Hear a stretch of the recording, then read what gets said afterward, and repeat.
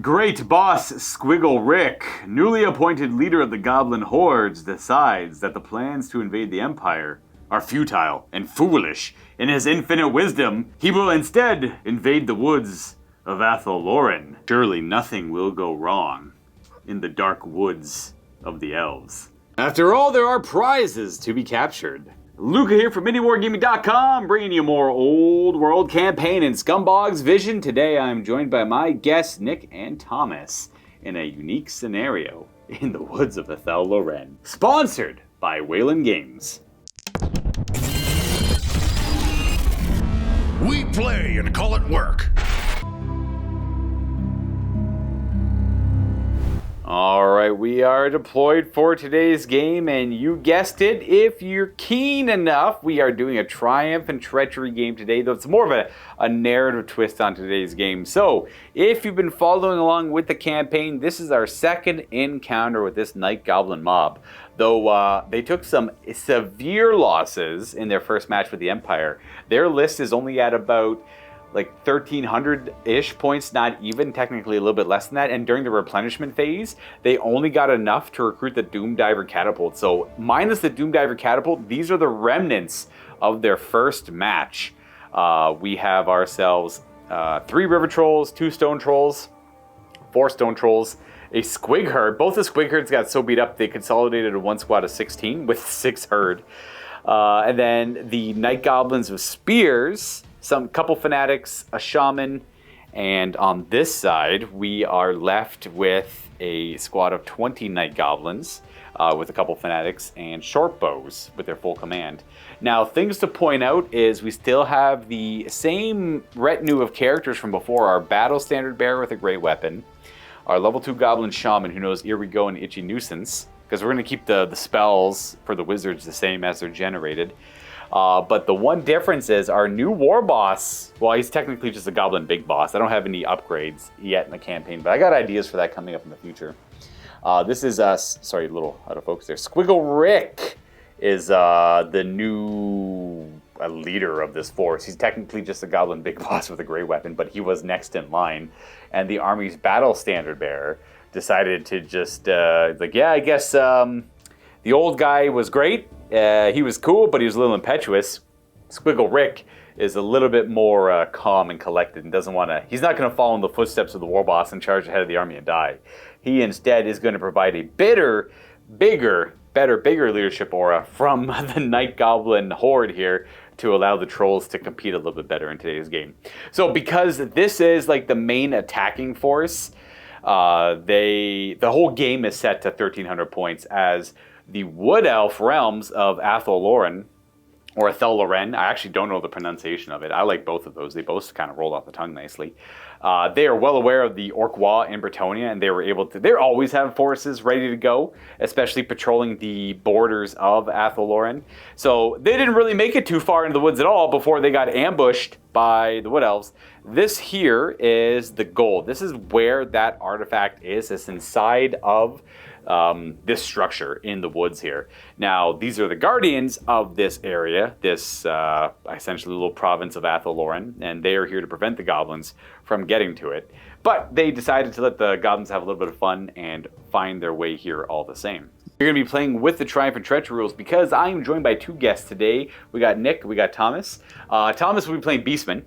And they're not on the table yet. It's going to be a Three's Company game here, where they're showing up on turn 2, and we're going to be rolling for... Your whole force is ambushing. Yeah. It's an entire ambushing army of Beastmen. Yeah. So the Wood Elves, as keen as they like to imagine they are not aware of that element of it. And obviously the Goblins are ignorant to both forces. So the Goblins they have no idea the Wood Elves are even here. They definitely don't know these, I think these Deepwood Scouts? Those are Weight Watchers back there against the newly recruited Doomdiver. Isn't long for this world. So that's kind of, again, the Goblins are supposed to be like the comic relief of the campaign. Now, this piece of terrain, if you control it at the end of the game, is going to award 200 additional victory points. And the scoring in this game is going to follow the old 8th edition Triumph and Treachery scoring. Voila, this supplement right here from 8th edition. Now, the only thing we're not going to be using are the Treachery cards.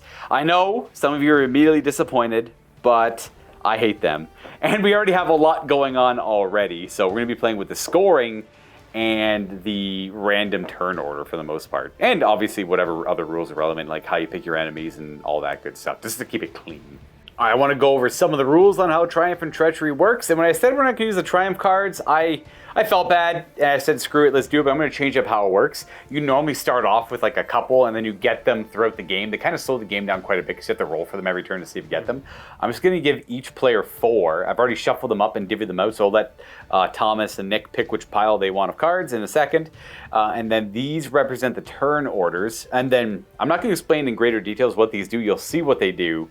As we play the game, they just kind of quickly screw with the game. And they can't march, can't charge, stuff like that. You have to reroll hit rolls, save rolls, and they kind of mess with magic pretty heavily too. But each player will have 4 to use throughout the entire game. That's it. We're not going to gain any more or lose any more. You have to one and done with them. I will be the sword.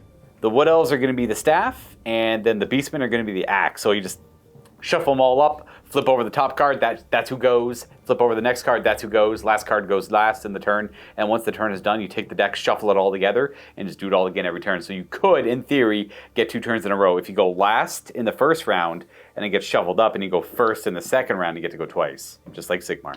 And then these are how we keep track of our victory points. Now, victory points works a little different in Triumph and Treachery. Every phase, you dictate who your enemy player is going to be, and you may only charge that player, and interact with that player in the movement phase, and then you can choose a new opponent in the shooting phase. And the same is true for the combat phase, as well as the command phase, or the strategy phase, if you have anything relevant to target them with things like hexes and enchantments and stuff like that. At the end of every phase, for every full 50 victory points you were able to achieve by killing models, capturing banners, killing generals, stuff like that, you're awarded a 50 victory point token. These are worth 150, these are 250, I believe, and that's like 1,500 or something. I'll have to look it up, but that's like an extreme amount of victory points. And then at the end of every phase, the player who achieved the most victory points and gained the most coins gains 1 extra 50 victory point token. And then that's it. Whoever has the most tokens at the end of the game wins. Now, in traditional Triumph and Treachery, you're able to offer your tokens to other players for favors. You don't have to honor them. Things like, don't attack me this turn, and I'll give you 100 victory points, right? Stuff like that. The cards typically interact with the victory points as well by paying victory points to do a thing. I did not include those cards in here. These are just free effects, and they're still quite strong. So whatever you acquire in victory points, we could change hands if you want to, but you need them to win. Whoever has the biggest pay chest at the end wins, and this awards 200 extra victory points at the end to whoever controls it. Now, it's not going to be exactly balanced because we both have about 1,300 point lists, and Thomas is coming in with a 1,000 point Beastman ambushing list. So whoever ends up winning in the end will end up winning, and we're still going to go through the whole, casualties at the end and all that stuff to see what the Goblin army looks like at the end. I'm not decided if this isn't to me like a Wood Elf army or a Beastman army. It's more like a warband and not like a standing 2,000 point force. This is literally the Wood Elves that were nearby that mustered together to deal with this pathetic invading Goblin force. Not a whole lot of respect here, but at the end of the game I'll decide and kind of gauge on what it looks like to see if I want to put another Wood Elf army up there. There will be more Wood Elves coming out of Athel Loren, but maybe not right now. I should probably go over the Wood Elf forces here with Nick and what he brought again. I told him to bring about 1,300 points, keeping around a tier 2, tier 3 army. I allowed him to take up to a level 3 wizard if you wanted to, and you have a Glade Lord over here as well. Why don't you go over the rest of it? Yeah, so the Glade Lord, he's just light armor, spear, and shield with the Great Stag. The Spellsinger is actually just a level 1 with battle magic. We'll roll for her after. Followed by 10 Glade Guard, just bare bones with Swift Shiver Shards. Followed by 19 Eternal Guard. They have their light armor, shields drilled, and the champion with the standard bearer and musician. Then we got 5 wild riders, again, light armor, shields, standard bearer, and musician, followed by 3 treekin and 10 wildwood rangers. And then in scouting back here near my Doom Diver, we have the 5 Weight Watchers. Weight Watchers over here. Swift Shiver Shards. And then for Thomas' stuff, we're going to go over his things when they show up. Now, everything's ambushing. We're going to use the normal rules for ambusher. But the only class to that is you're only led by a Wargore on a Tuskor chariot, right? Exactly. or Razor Gore. Razor Gore, yeah. We're going to have him automatically show up on turn 2 and then roll for everything else. Yeah. And just, there's some other units that can only take Vanguard and not ambusher, so I paid the Vanguard cost so that they can ambush. Like the Hounds. We just wanted to keep it all ambushing. Yeah. Certain things can't take ambusher, and I said, you know what? It can take ambush. Yeah. We just paid a little bit extra for it if it matters and stuff like that. Again, Thomas is only playing with 1,000 points. He's trying to act as like more of a chaotic force. Exactly. But there's a chance you could still just kind of come and sweep, get full victory points for things and stuff. If I can stir the pot, that's what I want. That's essentially it. So we are going to get into it. There's no roll-off to see who goes first. We just flip card. I guess we'll roll off because you can't do anything in the first turn. Yeah. So we'll roll off. Yeah. So we forgot to randomize the spells a little bit earlier with the wizard. This level 1 wizard rolled the glittering robe. I'm just going to join her to the unit of Eternal Guard over there. She does have to go in the front. Yeah. And then we're going to roll off to see who goes first. Rolling. Boop. Who finished deploying first? All right. Funny enough, the Glade Lord has a rule called the Arrow of Kurnos, which you wanted to fire. Yeah. We would resolve that before the roll-off, but it does give me a +1 on my roll modifier. I guess we'll use the typical rules for deploying still in this first round. You get +1 because you finished deploying first. So it's a re-roll, essentially. So we both get +1, so it's that you win then. Yeah, because you go to a 6, I go to a 5. Right, yeah. And then we're going to fire the Arrow of Kurnos into Squiggle Rick right here. So he just suffers a Strength 3 hit. So we're just going to go ahead and roll that off. Does it hurt me? No, not quite. We are toughness 4 on a goblin boss. At least 3, which you'll need a 4 to wound me. Now, before we 3 get into our game of the old world here, I do want to give a shout out to our sponsor for today's game. That is Wayland Games. They are based out of the UK. They are a massive distributor of all things you could possibly need for the hobby, including many, many more. Board games, trading card games, supplies, all that stuff. They offer worldwide shipping for most of their products, competitive pricing, as well as massive quantities available. If you're thinking about getting into a new army for any game system out there, well, look no further than what Wayland Games may offer you. They are a massive supporter of MiniWarGaming, so consider supporting Wayland Games when getting into new aspects of the hobby. All of the information you'll need for Wayland Games will be in the description down below. The only thing to do in your strategy phase will be Conjuration. That's a glittering robe on the Eternal Guard squad here. Boop. So that is a 9 on the dice because you're level 1. You get it. Throw it down. I'm not going to... I guess you only have one spot. I guess I'll try to fade it. Wizard is too far away. That is a 9. You also rolled a 9, so no, it doesn't work. Yes. Then we're not going to cover who the enemy is all the time unless it's relevant. For now, I am the enemy because there's no Beastmen on the table. We're going to go right to movement. There's no charges. And we're going to show you where these Wood Elves end up. And we're done. The tree can march up a little bit. Wild Riders using them as a stopgap so they don't have to frenzy charge. Rangers moving up to secure the ruins here for later. Or this magical site. Glade Guard, Eternal Guard, Glade Lord, all just kind of lingering back there. And then our Rangers in the back? The Way Watchers. The Way Watchers. They haven't moved. Yep, they're staying right there. So we can go right to shooting. You want to start with these guys over here? Yeah, sure. So they don't get any penalties for moving because they didn't move. They're in half range already, but they are going to multiple shot, I assume. Yep. With Swift Shiver Shards, they get multiple shots. They're BS5, so they're hitting on 3s here. They also ignore cover, which is kind of cool. So you only have 3 misses. These are strength 3 still. So 6s. It's a T5 War Machine, but you'll need 6s. Oh, we got 2. You are able to shoot a rope, a little bit of a lever here and there. But unfortunately, this thing's so ramshackle, it's not quite destroyed, but it's got 1 hit left on it. That is effectively it for the turn. No victory points. Because nothing died. No victory points were actually earned. I lied, there is more shooting. Do you remember if you gave your Glade Lord a ranged weapon? Or did you just or just the Glade Guard, is it? It actually comes with a longbow built in. We're gonna go with the Glade Guard first though, shooting at squigs. Do they have, do they also have? Swift Shiver Shards, yeah. Are they longbows as well? Yeah, the Azrael longbows. Okay, so they're gonna be range, multiple shots. But they didn't move, yeah. Yeah. They're all going to multiple shot, including the 3 in the back here who can see, and there shouldn't be any cover, just right at the squigs. Now the goblins are well aware of the Wood Elf approaching. So they hit on 3s normally, now they're hitting on 5s for range and multiple shots. 4s to kill. You kill. I'm going to see if I have light armor. I don't think I do, because that's armor bane. I'll destroy 4 of them. I'm going to lose a couple squigs. I'll just do 2 of each. Why not? Keep it nice and simple. Boo, boo, boo. Boo, boo, boo. At least I think that's that. And Molly Crew's weird. One more of them goes down, that'll be a panic. Oh, they're immune to psychology. I just remember that. But Oh, okay. they still want to kill him. Yeah. You definitely. He's Ballistico 7, so it'd be a 2-up, but I moved and it's long range, so 4? Hey, there you go. Yep. And 4. He's strength Oh, he's got a warbow? No, he's just strength 4, right? Because they use strength user. Oh, Ashray Longbow's their user? Oh, yeah, roll it up. We'll double check, but... Oh, you're good all the same. Yeah. That one will be a squig. Boop. And that is the turn. So, killed a good amount of squigs, but not 50 points worth of squigs, so no victory points. You have to get over each threshold of 50 to get victory points.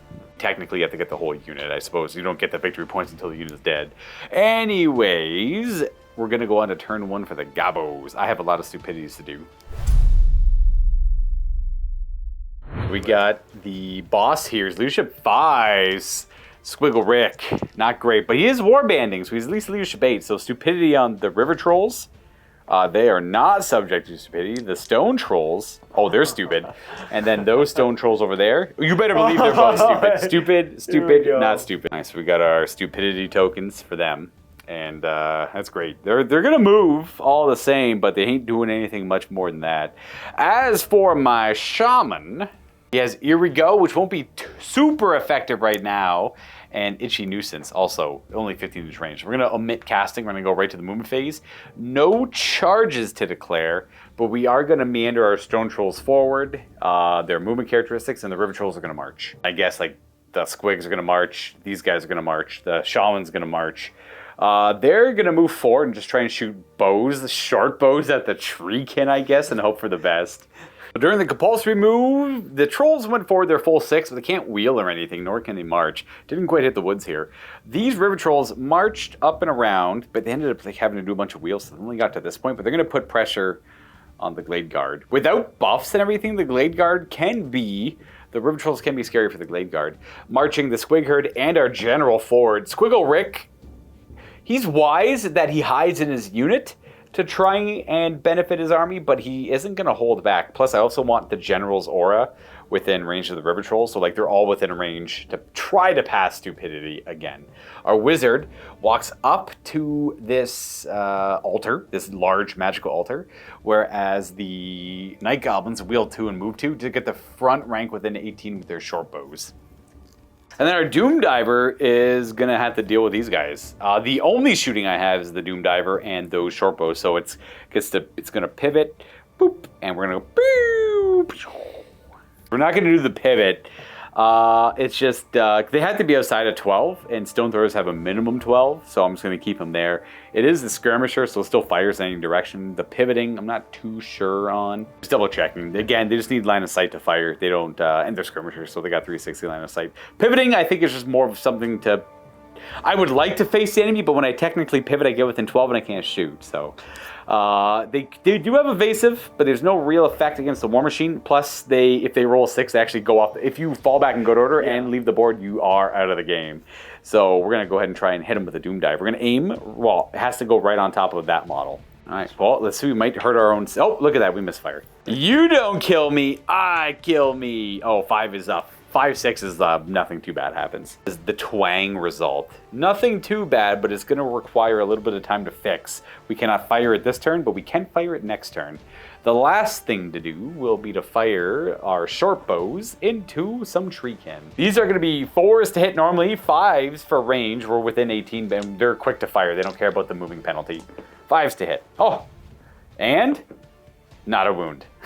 That will be the end of Battle Round 1, but now we can have Tom join us with his Beastmen, and we're going to do the cards. But Tom's not in the room right now. We're going to go grab food.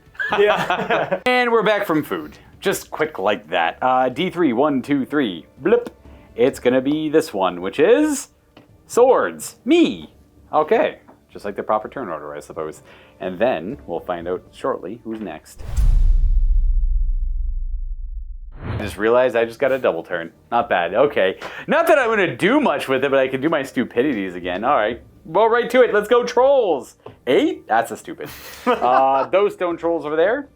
That's a pass. They're 8. And then the river trolls. They're at the edge of my inspiring presence, and they pass. Nothing in range for Itchy Nuisance still. We're about 16 inches away on the General and the Eternal Guard, and I can't...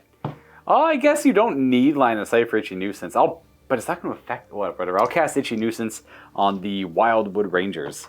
That is a grand total of a 12 if you want to try and stop it. Yeah, because I think that's the only one you have, right? I got another spell, but we're in range. Our wizards are close enough. We could probably dispel. I need a 12, I think, to dispel it. Because I rolled an 11. Yes. Yeah. You know what? That's just minus D3 toughness and initiative. I was just casting it for fun. I could put it on these guys though. Actually, yeah, we're gonna put it on our treekin. Same difference. Actually, might have an effect though. It's gonna be minus 2 to their toughness and initiative, which means I can shoot them with my bows a little bit better. These guys still fail their stupidity check, so I could have charged. However, not today. Them failing stupidity and lower toughness, passing and lower toughness would have been a spicy outcome for those trolls. Proceeding to movement, no charges to declare, because I don't have any. I don't think. You know, I could try it out with these river trolls. I don't really know. They're going to go about 10 inches away going straight, but I am going to have to go through the woods. So we're going to declare a charge here. That's my only charge. Would you like to hold? I assume you would. Yeah. Risk, like, you could flee. It's not dangerous. You're going to go this way, but you might. I don't really want to back up, though. Not that much right now. So we will go 4 plus 5 because of the terrain. So 9 is a fail. That's where we end up, almost like exactly right there. So had I gotten a double 5 up, could have worked. We're going to move forward our 4 anyways. Could have probably just marched them forward and gotten to a threatening position. But why do that when you can risk double 5-0 charges? Then I have my compulsory move over here, and then my remaining moves. They're just going to do their full move. Bloop. Do they want to? They're going to block the... Oh, they can move and shoot anyways. My remaining moves. I'm going to wheel 1 and move 3 just to get a few more bow shots at them. And then we're going to march forward our hordes of goblins here. They're all marching forward. We're just not going to hold back. Not Squiggle Rick. Not him. No, he's thirsty for blood. He knew he had the right plan. He fears not the dark woods of Athel Loren, especially not the wood elves. Even though he literally has fear elves as a special rule, he doesn't fear elves. I mean, that's what he tells all the other goblins. I'm not afraid of no elves. But mechanically, he's very afraid of elves. Then we can go to shooting. We're going to shoot these treekin with our short bows. We moved, so only 5 shots. These 2 are going to have cover because the troll's in the way. So do they hit? No, because they need 5s to hit because of range. So they would have had 6s for the cover. These 3 have clear line of sight, but they are out of range. Well, out of short range. So no shots there. And then we're going to try the same thing with the Doom Diver. They've had ample time to fix the mechanism after they got shot at by them, which I can never remember their names. They're not rangers, they're Deepwood Scouts. Way Watchers, that's right. Then we're going to aim on the same spot, same idea. Oh, that's a big scatter. Even if I was to reduce that by D3, it comes back to like maybe here. So that goblin's long gone. That's it for my turn. I got no fighting to do. We would have had a fight over here probably if I didn't fall that stupidity check. This is until my next starter turn, so they are under the effects of Itchy Nuisance for a good amount of time. And that brings us to... I kind of want the Beastmen to go last and then go first in the 3rd round, because that'd be kind of funny. Show the power of ambushing. Only in a Triumph and Treachery setting, though. Anyways, 1, 2, 3. Boom. Oh, it's this one. Okay, it's actually Elves. I didn't know that was Beastmen. That means you do get to go last. This could be the... This is perfect. Good dream. Beastmen go last in this round. We're going to go ahead and cast Glittering Robe. Might as well get that back up. Ooh. Oh, irresistible force. Nice. Yeah. With force, I cannot stop that. So they are, yet again, negative on the hit because they're real shiny through illusory magics. And then, well, we got charges to declare. But you got some decisions to make. Yeah, some big-time decisions. Done some pondering. In classic Eternal Guard fashion, they're not going to charge. They're going to posture to eat a charge because that's what they do better, especially with Glittering Robe up. But we do have a few charges you want to do. What are we thinking here? Yeah, so we're going to do the Glade Lord. He's going to go into the Squigs as well as with the Wild Riders. Then on the far side, so the Rangers, the Wild Rangers, excuse me, yeah, are going to go into the Squigs as well, followed by the trees and the Eternal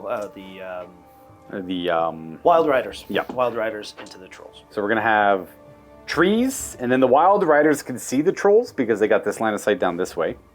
And they're going to declare a charge as well. Obviously, they're going to make room for both of them for that to work. And that is about it, I suppose, for the charges. There should be no fear checks. I'm going to hold because I have to. There's no real way these could fail. Just roll this one for me to see what they're going. Because we're ignoring this. If anyone's curious, that's not actually there. It's just there for looks. Do we play that? 4's good, yeah, 4's good. Okay. They're going to go up to 9. They're both Yeah. in the front, so Yeah. front, and then they can't fail, and then just roll theirs. I know they can't fail. I just want to know. Is it? They have Swift Stride, right? So 3. You go 2d6, take And the then highest. add- yeah, that's right. Yeah. Whoops. You go 4, 5, and then they all move through cover anyways too, and then yeah, okay, Yeah. perfect. Wild Riders and the Treekin coming in this direction. We got some Fanatics to answer them though. And then the Wildwood Rangers did a big wheel, walked in to maximize on that corner that's as best as they could do. They would have tried to go one more if they could, but the wheel was a little too wide. And then our Glade Lord just goes front and center. And then we're going to go to remaining moves. Yeah. Then the Eternal Guard are just going to essentially wheel and walk up towards the Trolls. That way we get both the Troll units in the front. Yeah. That should be it for movement. I assume you want your Way Watchers in the back to stay still. Yes. I remembered their name. Yeah. So Yeah. these Way Watchers are going to stay back here, threaten the Doom Diver. And these guys are going to stay still and shoot, but they're going to shoot into the Trolls. So it'll be 16 shots into the Trolls. Should be no real cover. This model can see the full front, no problem. All right, so 16 shots on 4s because of multiple shots. We're in half range. Good luck. Boop. Ooh. We are T4, so 5s. So 5s, yeah. Yep. 6s are Armor Bane, though. I see a single, 2 Armor Banes and 2 saves. We got Heavy Armor. We're going to pass neither one of those. 6s for the Armor Banes. And then they have Regeneration. 1 damage. You know what? We could have been a little cheeky there. If we got lucky and killed the guy, that guy could have been in the flank there. Actually, no, never mind. He would have been in the front still. All the same. And then we're going to do the Way Watchers. We're going to do 10 shots into my Doom Diver Catapult. Yep. Hitting on 3s. I put some multiple shots. The 2s miss. Yep. A single 6 will finalize this contraption. Boom. I think, just barely. You shot this rope fully. The whole thing snaps and comes to pieces. And the goblins scream and run to the winds. That is 95 victory points. Oh, it was 5 points off. Yeah, so you're still awarded. I get 1. You get the other coin for killing the most this phase as well. So you get 100 victory points. I would get. Then we go to combats. Which one would you like to do first here, Nick? I think this is more important. This You one here? you have higher initiative probably with them because those guys have great weapons, right? Yeah, but you're an elf. You're way faster than me everywhere. So you get to kind of...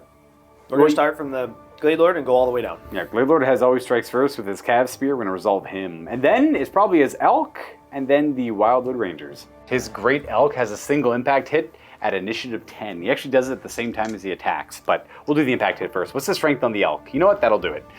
Strength 5, yeah. That will kill a squig in the fighting rank. Bam. Blade Lord with his Cav Spear on 3s against the squigs. Ooh. Great start. You're probably strength 5, so 2s to wound, and that kills 3 squigs. Then we're going to lose 3 squiggies here. Boom, boom, boom. And then what's the initiative on the Elk compared to the Rangers? Rangers went the full 3 inches on the charge. The Stag went about 2, I think. But in the end, it's about the same attack. It doesn't really matter. But we have our Rangers 1 attack each. Yep. So we got just 5 dudes attacking. Do you have a champion in there? I do, but he's at the end.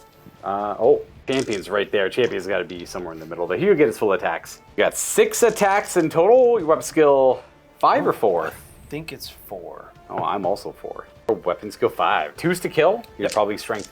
Well, strength plus 2. It'll be plus 2, yeah. So you kill 4 more. 4 more. That is pretty much 1, 2, 3, 4. We're left with 3 goblins, and then the stag gets to fight as well. Now the stag has 2 attacks, both hit, and strength 5. So that's a dead goblin. Now, do you have any stomp attacks on that stag? 1 stomp. Oh, stomp it up. All right, that is another dead goblin. We're left with 1 goblin. After all is said and done, we have 1 goblin right here. Or right there, it doesn't matter. If there's any point in doing the combat resolution there, we're just going to roll this. Oh, look, he broke. His unit strength at the start of the phase was enough to panic nearby things. So starting with the trolls, they're good. They're 8 because of the general. Yeah. And it's just the general's unit. 8? They're good as well. No panics, no panics. Now, you don't have Frenzy on him. It's only the Wild Riders. Now, would you like to restrain or overrun? You're going to be running this way because he's going to run away from their center. But you're going to end up hitting them anyways, I I feel like it would just be better to do that. You just want to run Yeah, so you don't get the charge. Yep, that works. And I'll probably do it with my... So both of them? Yeah. Yep. So I'll roll my run. We're going to go up to 10. We're going to break... Let's see over here. So we run into the middle of the woods there from their center. And pivoting the Lord, he's actually going to overrun on the trolls, which I think is a good call.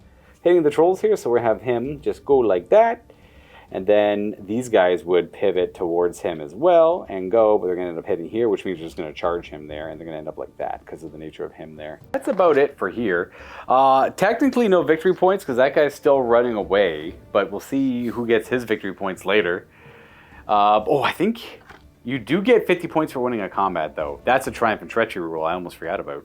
As we come to this combat over here, that means Nick will be at 150 victory points so far. Do the Riders first. 3 are in base contact. They have Furious Charge and Frenzy, so that's 9, 10 for the champion, and then 11, 12 attacks in total. Cool. So they're weapon skill 5. So 3s to hit my trolls. Strength 5 with their hunting spears, so these are 3s to wound. That's a perfect roll. Well, minus the 1. 7 saves that are -2 base. So these are regens. 5 ups to ignore it. Ooh, you kill 2 trolls and wound another. Let's go ahead and kill this troll, and we're gonna wound this troll. I suppose he's got 2 wounds left. Then steeds are just one attack. Actually, what's your initiative? It's great weapons. I'm 1 on my trolls. Yeah, absolutely. Yeah. The stag's weapon skill 5? No, weapon skill 3. Oh, okay, so 4s. 2 hits there, not bad. And strength 3 on them? Yep. No. Nothing. Then the Treekin get to attack. 1 of them's in base contact. 2 of them get to support with 1. Hitting on... weapon skill 4s. All right, 4s it is. That is not a single hit. Okay, that had to come back around. Okay. Yeah. I had too much good luck so far. Okay, now my trolls get to attack back. They are gonna... One's gonna attack the Treekin, one's gonna attack the Elk, the Wild Riders, because they kind of have to.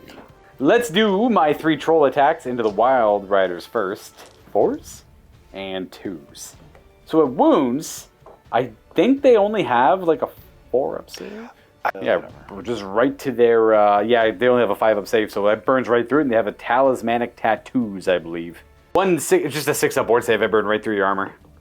AP2 with a great weapon. That is 1 dead elk. Okay. 3 attacks into the Treekin, hitting on, that 5.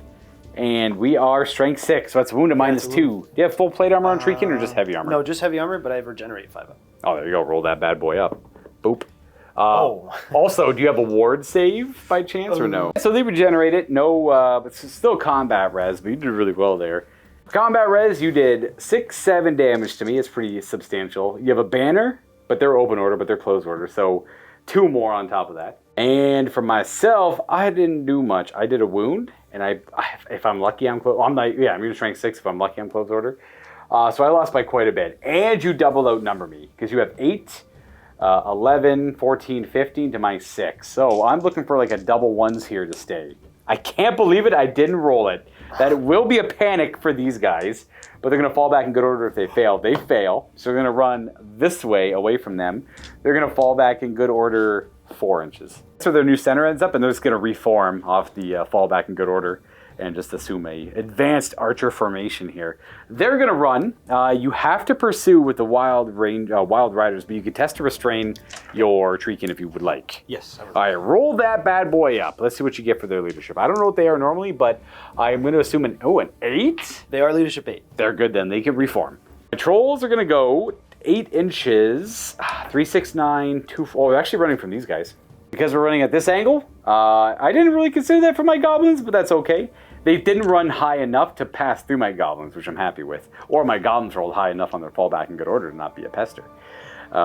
They could reform. They're going to... I have to do 1 perils check. This model ran through them.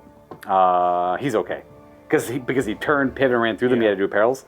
These guys are going to turn to face them, and then they're going to chase. I assume you're going to kill them. You roll 3d6 on your pursuit. Wow, can you believe it? You went 8 inches? Barely. Beep. Delete. There you go, they're dead. They get run down. Oh my god, just barely. But you can only pursue 1 time. 1 time. Yeah. You get 50 points for winning the combat, and those trolls were worth 196 points, so you get 150, total of 200 after everything's said and done. Yeah, exactly. Kind of feel like a feeder right now. I'm feeding victory points, but we're going to make it work. This is fine. We're going to get them back. They're expensive. Maybe we can mess with them with Fanatics. We'll see. That is the end of the turn. Not so bad. Now we get to finally see the Beastmen. Tom's not here right now, though, so... No, I'm nervous. Hey, there's Tom. We're back. Okay, Just like the Beastmen, I'm going to come out of nowhere. So, for Tom, we're going to have his Beast Lord show up. No, not his Beast Lord, his War Hoof Wargore? Wargore. Wargore. On the Razorgore Chariot, and then we're going to roll for everything else. Yeah. We got a whole box of stuff here to generalize it. 2 units of Gores, a unit of Best Gores. I know they can't ambush, but it's the theme. It's a special roll for the scenario. 2 units of Skirmishing Ungores, Centigores, a Warhoof, and 3 dogs. Tom is going to have his Warhoof on Razorgore Chariot. It is just a basic Razorgore Chariot, but we're playing it as a Warhoof on there. That's just the Warhoof and the Best Gore and the Gore on there. Right where the Wild Riders, the Archers, and the Treekin are. Now we're going to roll for everything showing up. Which one do you want to... He doesn't have the chance to blow his Brayhorn yet. That's for turn 3. Roll for everything now. What are we starting with? So I'm going to start with the Warhoof. The Character, Chieftain, basically. Oh, He's going to come in. And then his Centigores? Yeah. I'm going to try to bring those guys in. They come in. Perfect. They're not drunk yet. And I'm going to start with then a Gore unit. Yep, they're both the same, so we can roll so 2 dice. Again, one's not showing up. Oh, the second one is. Yeah. Best of Gores. I want the best Gores coming in. Yes. They're going to come in. Roll me 3 dice for the dogs. There's 3 units of dogs. Oh, one of the dogs not showing up. And then the two Ungores with bows. Oh, Oh, all right. So everything. all right, so we're going to show you where that all ends up. That's a lot of stuff. Yeah. In fact, I think the only thing not showing up are Gores. 1 Gore, One Gore and 1 dog. Yeah. That's right, that's it. Yeah. The Warhoof, not the Warhoof, the Wargore and his Best Gore show up over here. Yep. And then we have Some doggies over here. dogs. Dogs. Oh, sorry. I like to call them Ungor Raiders, homage to Total War Warhammer 3. We got some Gore units over here. At the far end here, we got the Warhoof with the Centigores, more Ungor Raiders, and right behind his big blob of archers, we got another set of doggos that are coming in. Absolutely. And then we pretty much go to your... This is like your remaining moves, so they just can't march, but they're able to move freely. Yep. The Ungor Raiders are in a close order formation, and so are I'd recommend they stay in close order. Yep. And he could join them if he wants to on the move, or run around on his own with a great weapon. It's up to you, whatever you prefer doing. The rest will show you where it ends up. Dogs are encroaching. The Wargore and the Best of Gores obviously going to commit to this fight. Moving up, both of them wheeling in and moving in a little bit. And same with, they ended up joining each other, the Centigores and the Warhoof. Yeah. The Warhoof joined them after the Centigores moved. Yeah. The Ungor Raiders are ready to lay down some hate. Now, they get to actually fire right now because the only thing you can't do is charge because we're beyond that point. Yeah. So 5 short bows into these guys. They're supposed to be skirmishing right now as far as I am aware. Yeah, they're in skirmish I just formation. had them. So I think they hit on 4s and 5s for skirmish. And probably that's it, actually, because they're going to be within 9. All right, well, you get hit twice. Hit twice because they don't care about moving. And then forced to kill, I think. You might have just lost 2 archers. I think I did. That is a panic. Yes. A potential panic. Yes, it is. Their leadership 8 or 9, one of the 2. Could be 9. I'll re-roll that. It's up to you. I'll re-roll it. They're good. Yeah, Elves that's are right, minimum yeah, 8. yeah. And from those Ungors, we come to these 5 Ungors firing at these Glade Guard, which are probably 5s to hit because of range on this one. Yeah. So that's a hit and a 4 to kill. Oh, there we go. I can't believe those Way Watchers didn't see it coming. Those are like the most veteran scouts of the Wood Elves team. They got outfoxed by Beastmen. Couldn't hear him, eh? That's it for the turn. It was mostly just arriving and shooting a few bows. Yeah. But now you have the potential of going first. Really awesome. That'll be... That would awesome. hurt if he goes first. We're in trouble. If you go Yeah. first, if Tom goes first, I'm releasing my Fanatics and taking the kill point. Those are my kills. That's what I'm saying. Down with that. I'm going first. And it is card time. So again, I am sword. Wood Elves are staves. And then the Beastmen are the axes. And it's going to be 1, 2, 3. I know I could just draw a card, but I don't want anyone thinking that I fixed the deck or anything. It's going to be... Boo! Axe! Oh my gosh, he did! got the double turn. Victory, I smell it. I also wanted to delay it long enough to make it seem like, okay, I'm not trying to fix it or anything. That was it. Plan this all out. That was I couldn't have asked for a better know. outcome. Yes. I did say if it wasn't my turn next, if it's Beastman next, you charge over there. I'm taking them. They're mine. I'm going to release my Fanatics now. I'm going to go bloop, and I'm going to go bloop. All right, that's it. My Fanatics are coming out over there. I'm absolutely going to release these Fanatics as well. Though I'm gonna try and mop up as many VPs as I can. I want to take out this Glade Lord. So we're gonna release it over here. And then we're gonna release one probably right beside him, actually. They're both gonna release right there. One's gonna go this way, one's gonna go that way through the the Rangers. Actually, no, we're gonna go, that's a little bit more what I want to do. Yeah, this one works. I want that guy to go that way, that guy to go that way if I can. Okay, that's command phase. And then we get to do the leadership check on your Brayhorn, because that'd be about the same time. If you pass your leadership on your Wargore, you get to reroll your ambushing. Boop. I will pass. I believe he is he might actually be only a 7. He does fail. However, you're supposed to roll for ambushers first. I just remembered that. So you have to roll for your gore and your dog. So for the gore and the dog. And the dog. Oh, so the dogs are showing up this turn. Exactly. So the gores are the only thing held back still. We'll see them on turn 4. You have to roll on the drunken table for the Centigores and the Warhoof. You want to roll a 2 to a 5. Yeah. 6 is good too. Hey, you're fine. Okay, so they're steady. They're sober. Ish. That they've passed. We were going to have the Beastmen. Tom wanted to declare Nick the enemy for charging. He's got a lot of nice charges lined up over here. However, Nick does have the Paranoia. I put 1 Paranoia in the deck. If you guys are familiar with 8th edition, this is probably the most powerful card in 8th edition. If the player picks you as the enemy, they must pick a different enemy. So there are whispers amongst the Beastmen ranks for now that there are more Wood Elves surrounding them, so they're a little too afraid to commit to fighting the Wood Elves. So we're going to go for Goblins instead, which I don't have Paranoia, so. Well, because we wanted the juicy, no one wants to kill Goblins. Goblins aren't worth a lot of points. We wanted to kill Elves, but the only so that means these guys aren't going to declare any charges because they wanted to go for the Elves. Exactly. These dogs are going to declare a charge into the Goblins. Yep. Those Centigores are going to declare a charge on that Shaman, and everything back here that was lined up to charge is just going to posture for a further turn, which isn't a bad thing. It still works out quite nicely.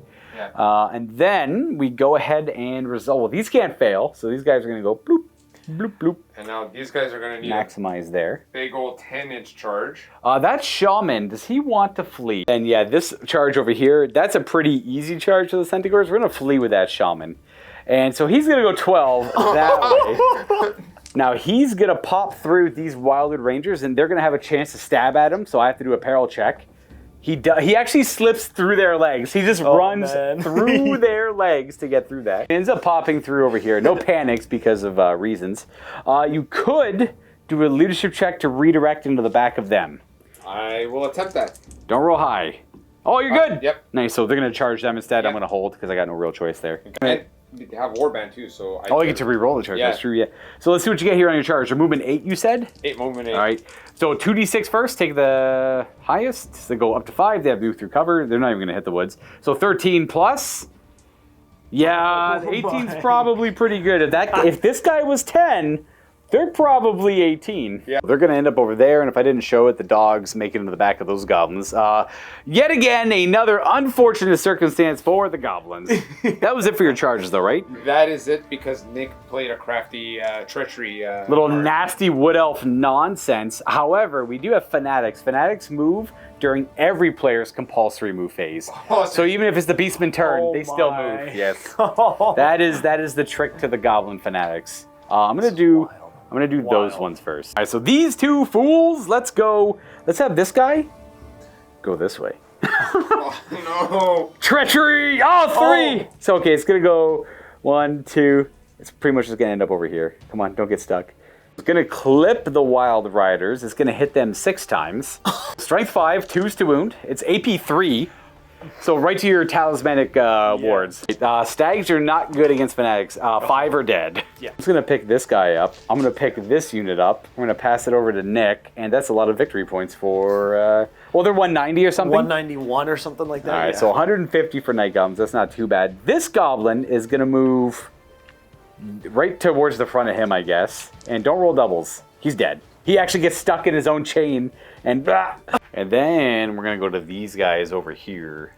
We're going to do cheeky Night Goblin things. This guy is going to roll right through. I don't want to hit my goblins if I can avoid it. We're going to go this way, this line here. Okay. You know what? I'll say I hit my own guys anyways, because screw it.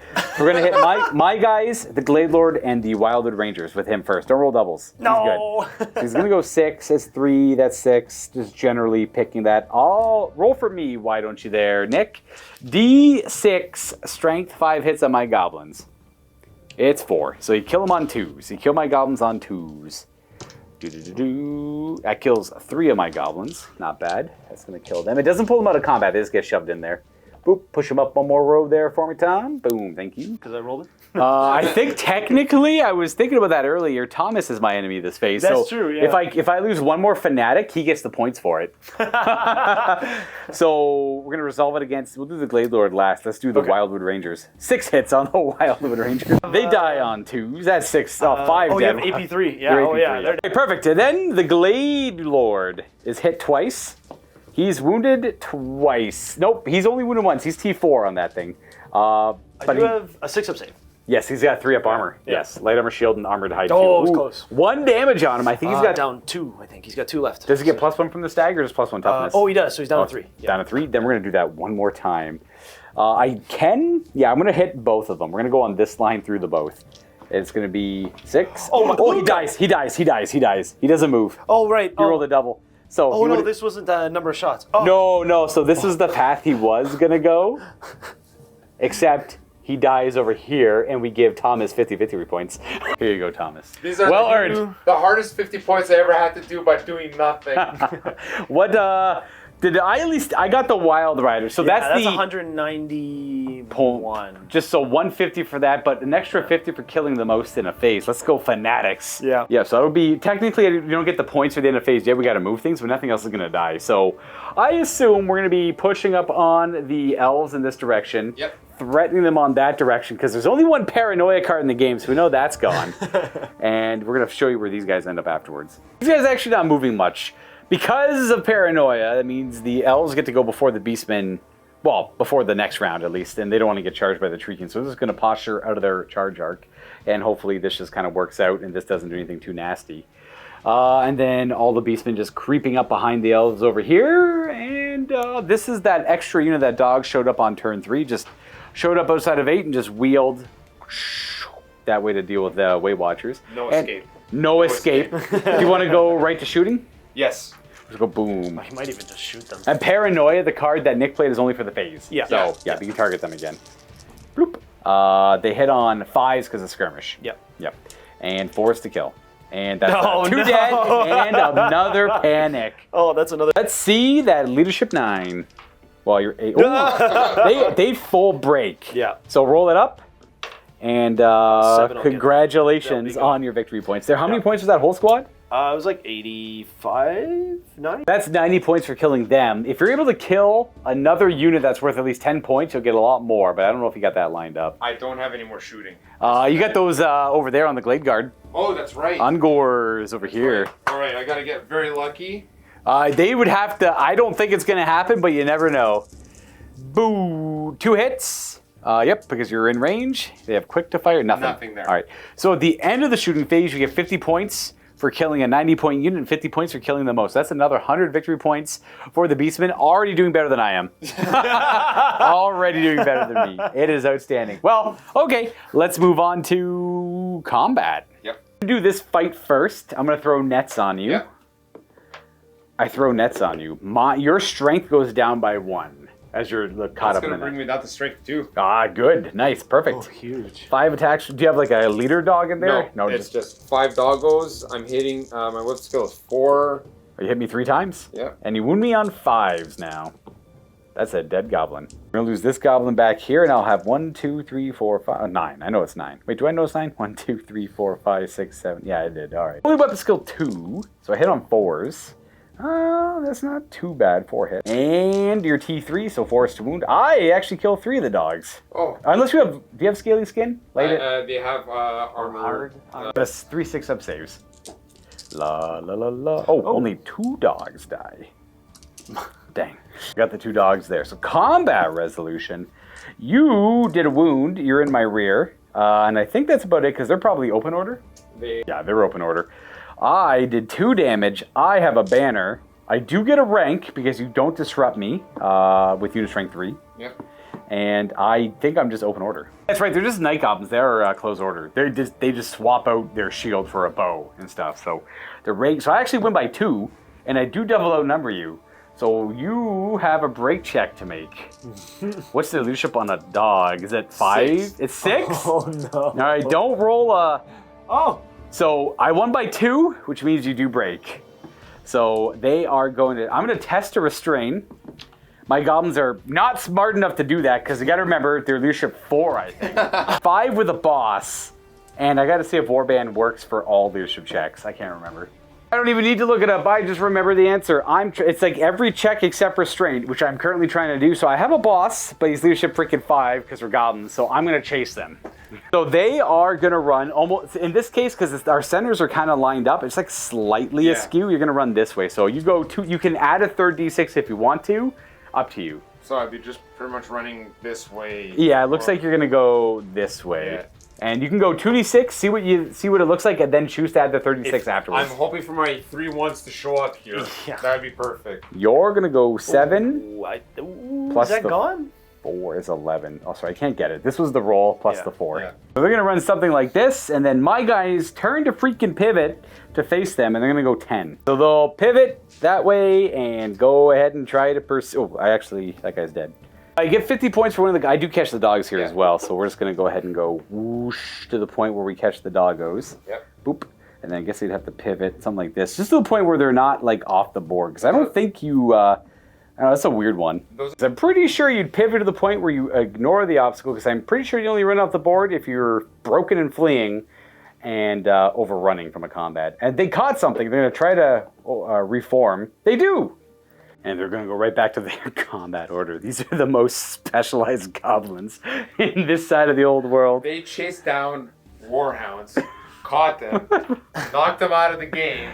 But the saving grace is that you get no points actually for... They're only 35. They're only 35 points. Yeah.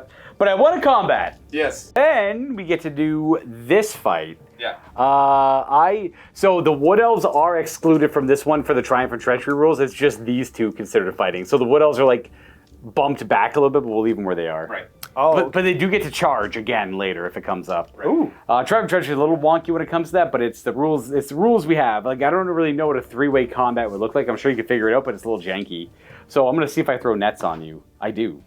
They get pushed back, and I threw nets on them. But I only have. Well, I got a few goblins fighting here, I guess. Not much. And to counteract those nets, well, don't we have Inspire Fury? Start of the close combat phase, pick one of your units. All models have +1 strength for that phase. That works. So just kind of back to their base strength. Exactly. And we got to do Primal Fury. Primal Fury. They fail that. They'll fail. All right, well, it is what it is. And now the Centaurs get to go first, hitting on 3s. And because I'm only up skill 2. So I'm strength 4 back now because of the treachery card. So I need 3s. to wound Yeah. you. Boom. And I think I only have shields, so you just kill 3 of them. Boop, boop, boop. Yeah, let's do 3 dudes. It's hard to reach. The trees are in the way. 1, 2, and a 3. And then you would get to go with Mr. Warhoof there. There's models he's in base contact with, so he should have, 3 attacks base? He has 4 attacks. Ooh, he's weapon skill 5. He hits me on 2s. Yep. 2s and 2s. Okay. And 2 is because of the great weapon. Yep, he just kills 4. He just absolutely just cleaves down 4 goblins. 1, 2, 3, and a 4. Alright, well, I was about to fight backwards, but that's not how, that works. So we go right, I can only supporting attacks in the front rank, and there's none of that nonsense going on. Well, I guess my characters could have made way back there, but you probably would have attacked them. Interesting. But I didn't. It's all good. The easiest thing to do is keep rolling with it. So your guys actually end up moving up there. Then we do some combat resolution. What did you do? You killed 7 dudes here. You got 7 kills. You got a banner, but you're open order, so that's about it. Oh, you're so in the rear of me as well, so that works. So I have a close order. I have a banner. You're disrupting me currently. I think that's it. You lose by 8, but you do not double outnumber me, so I do get the chance of just falling back in good order, which I don't get. I do have a battle standard bearer in there.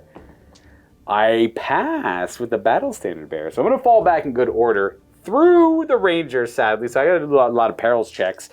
If you overrun, you'll hit the Wildwood Rangers, if you would like to do that. You know what?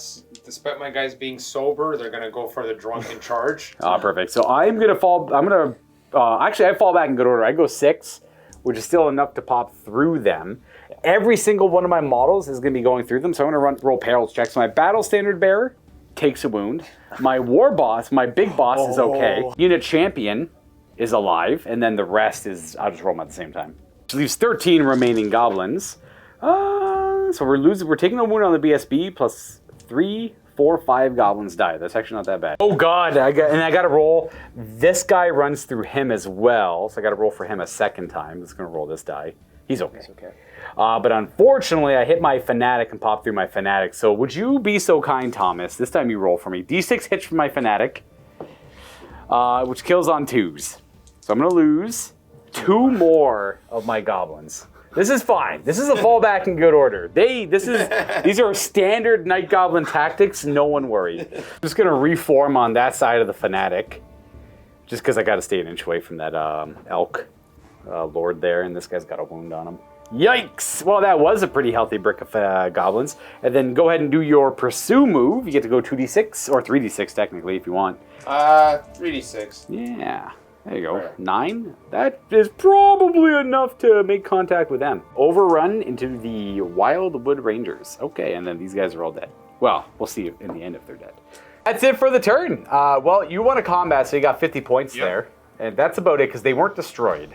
That was Beastmen. Sick double turn. Not a bad double turn at all. Let's see what else we get. 1, 2, 3. It's these guys. It's going to be... Oh, what Elves? I go last. Oh. As we go to your turn there, Nick. You're a dear friend of mine, but I'm playing my trap card. Boom. Trickster's Ring. Any doubles you roll to cast a spell. Now, he's only a level 1 wizard, but it still matters. Your spies have arranged the inexplicable gift of a cursed magic ring to an enemy wizard on the eve of battle. Did you mysteriously bring some trinket with you this game that you just found lying around? That's not very wise of an elf. Apparently so. Nothing to rally, so we go right to your casting. Glittering Robe. It mattered! It literally mattered, dude! Oh my God, you're in a unit. Oh no! How did you know? How did you know? The Chaos God smelled it. All right, roll your miscast, 2d6. Give me silver ones, baby. Yeah, go for it, I guess. I want to look up a roll before. Let's see if the result of 5. That's a blast. All right, that is a calamitous detonation. Roiling magic explodes from the wizard in a flash of light. 3-inch blast. Everything underneath risks being hit. Strength 6, AP 2. So wounds on 2s. No save. We center it over them. It's going to be the one directly underneath, the one directly beside are hit, including the wizard. Then we have 1, 2, 3, 4 partials, I think. So it's only going to be, should just be kitty corner. So just like maybe that one's all partial. I think these ones dodge it. So it's just 3 for sure, 1 partial. So on a 4 up, let's see if it's hit. Yes. So 3 elves are hit, killed on 2s. None of them are really important though. Right? Right. Champion is right there. So on a 2 up, you could look how Sir the Champion hit if you want there, Nick. Another elf will step in the way and eat the blast. Okay, good. So roll them up. 2s to kill the elves. 3 of them. You have to roll the wizard separately. So that kills 3 of the Eternal Guard. And then on a 2 up, the wizard's wounded. Yep, 1 wound on the wizard left. Now, as the spell is miscast, it is still cast because it still rolled a 10. And this is miscast does not mean the spell failed. It just means there's something went wrong in addition to the spell working. Now, you rolled an 11 in total because you rolled a 10. So why don't you go ahead and try and dispel it, because you still have the option to fade it if you want there, Thomas. You just got to roll a 12 to stop it for a spell. You know what? It's worth it to just go for it. Yeah, it's free. It's his only spell you can cast anyways. No. All right. I'm going to be the enemy here for Nick in the movement phase. You want to charge the Eternal Guard in somewhere? Yep. So we're going to go for the Stone Trolls to help out the Lord. They don't really need a roll, but that's good enough. They're just going to be in the front. No, they're going to be in the side of my Stone Trolls. Because my arc's right here going through that guy. So it'll be 3 and 3.5. So not just a 3. So he'll go into the side. You didn't have any other charges into me, I assume? I don't think so. I don't think so. Just wheel in on that corner. Collide there, get in the flank. And right to the rest of your moves. I assume you want to reform them to face any of this.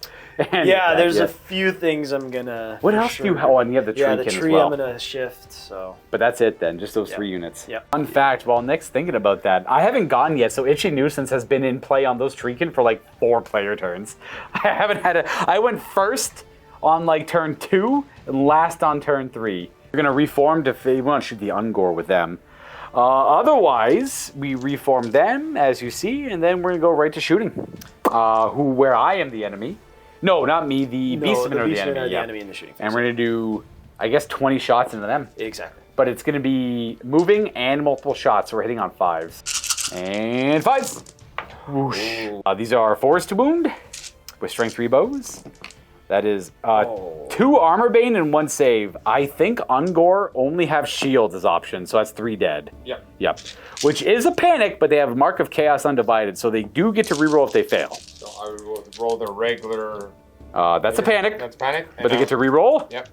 And you're good. You go to the fighting phase and you choose. You have the option of choosing both the Beastmen or me as the target. I assume you want to go for me to resolve this fight. Yeah. Which just pushes the Beastmen out an inch, but that does give them the option to charge again later when initiatives come around again. It'll be pushed back to there. We're going to go ahead and resolve this one and only combat. The Glade Lord goes first naturally because always strikes first. Do you hit me on 2s with your Glade Lord? That matters. Your strength 4? No, 5. 4 because I didn't charge you now. The spear doesn't get the bonus. You did. You overran. Overrunning and pursuing counts as a charge. Oh. Into a fresh enemy. Okay. Yep. Then yes. 2. Yeah, 2s. Oh, geez. 4 wounding hits. 6 ups. Because of Cav Spear and then regeneration. Okay, you do 2 damage to that troll, but it counts as 3. All right, and we're down to 1 wound on that troll. We might as well finish resolving your stag, even though I think the Eternal Guard are going to go next anyways and try and clean it up, but we'll see what the stag can do. Sure. You get an impact hit with the stag, actually. Because you can't I charge did it. overrun, yeah. And you went more than 3. That's a wound with Armor Bane, actually. Armor Bane, regeneration. Oh, wait, you passed it. And then the stag himself can attack. Yeah. Hitting on that 4. Yep, weapon skill 4. Yeah, I'm up so 3. And then And strength strength 5. 3 to wound. Ooh, that'll do it. I think he's got Armor Bane. He still gets armor bane. I failed my save anyways. And I failed the regen. That troll is dead.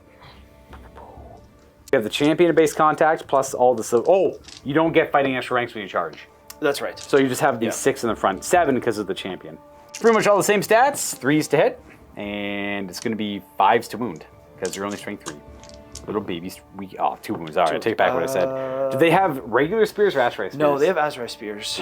But -1 on the spears. And then a regen. Okay, that guy takes a wound as well. And he gets to fight back, I guess. Nope. Yeah, I did it. It wasn't me. It wasn't Nick, it was me. I am going to put one of these attacks into your champion. -1. Boop. Hits. And then into the unit. -1. I need 5s, yep. So do I just crush your champion? 2 to kill. Your champion's dead. There we go. Got him. Then we go to combat resolution here. The wounds you caused were 7. I made 3 regen saves, and you did 4 actual wounds to the trolls. Yep. You're in my flank for 8.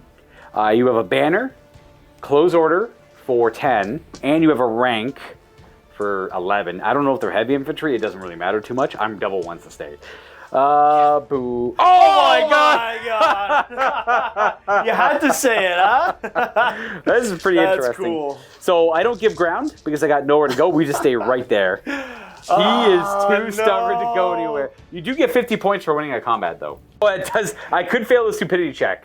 Oh, that's true. I could. There's a chance. I have to bite my. Where's my general? He's right here. Ooh. Did not put him close enough for inspiring presence, so they're leadership 4 or something for stupidity. Yeah. So the odds of them actually committing to this combat, not very high. When my general was over here, nice and happy within 12, things were much better. Now we know it's my turn. It's been a while. But here we are. Goblins, turn 3. Ooh, but did I forget to do Fanatics or what? Well, it shouldn't change too much. I'll resolve. I only got 2 left, and it didn't influence too much over here. Let's see what he does. He stays exactly where he is and then dies. Because he resolves. And this was finally clarified in the FAQ that indeed does count as Fanatics staying still. I like to like twist the knife a little bit on that one. People were saying Fanatics were nerfed because of that FAQ. That is how it was always played. And Nick is the enemy for this one, so Nick would get the points for these. I'm the enemy for this one. Nick would get the points if that one also dies. This one's much easier to resolve because he stays still. Right okay. Now we can go to my turn. My turn 3. This spell falls off finally. Yeah.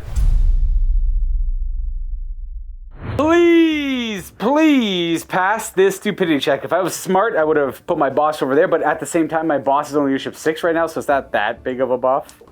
I rolled a 9 anyways. It doesn't matter if my general was there or not. So they're subject to stupidity. Nick, if you'd be so kind.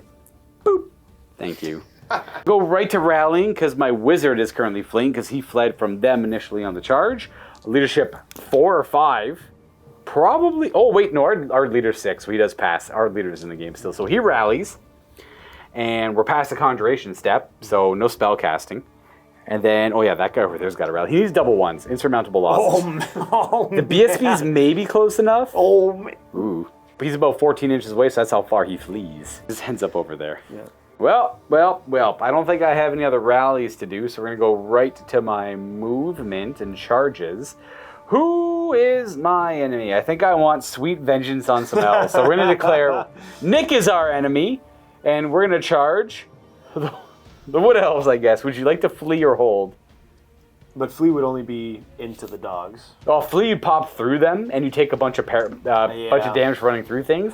But Actually, you might get the chance to rally over here. I would do that. All right, I'm gonna try to. That's my only charge. So I'm gonna flee. Roll it up, 2d6. Run away, you stupid elves. Run away. They're gonna go 7 inches. We're really playing these as impassable, so we're gonna have you because they're kind of small and they just run around the pillar. But we do have to pop through them. So it's 3 ran through on this side. Sorry, 4 ran through on this side. 3 ran through on this side. So roll me 7. 1s, 2s, and 3s are bad. You lose 4 of them. Okay. 4. You just probably pull like one of those halves and leave one over. Leave that one linger. Guy. Yeah. Yeah, exactly. That is, I have to follow through with the charge because there's nothing else to redirect into. We're going to go 5 inches forward. They're going to end up failing there. That's pretty much it for my movement here. I do have to resolve that Fanatic again because it's a compulsory time. Hey, Mr. Fanatic, what are you saying? You're staying right there. It's like, he's not just not spinning, yet he's kind of just going one way, being forced the other way, going one way, going forced the other way, and it just represents him staying still.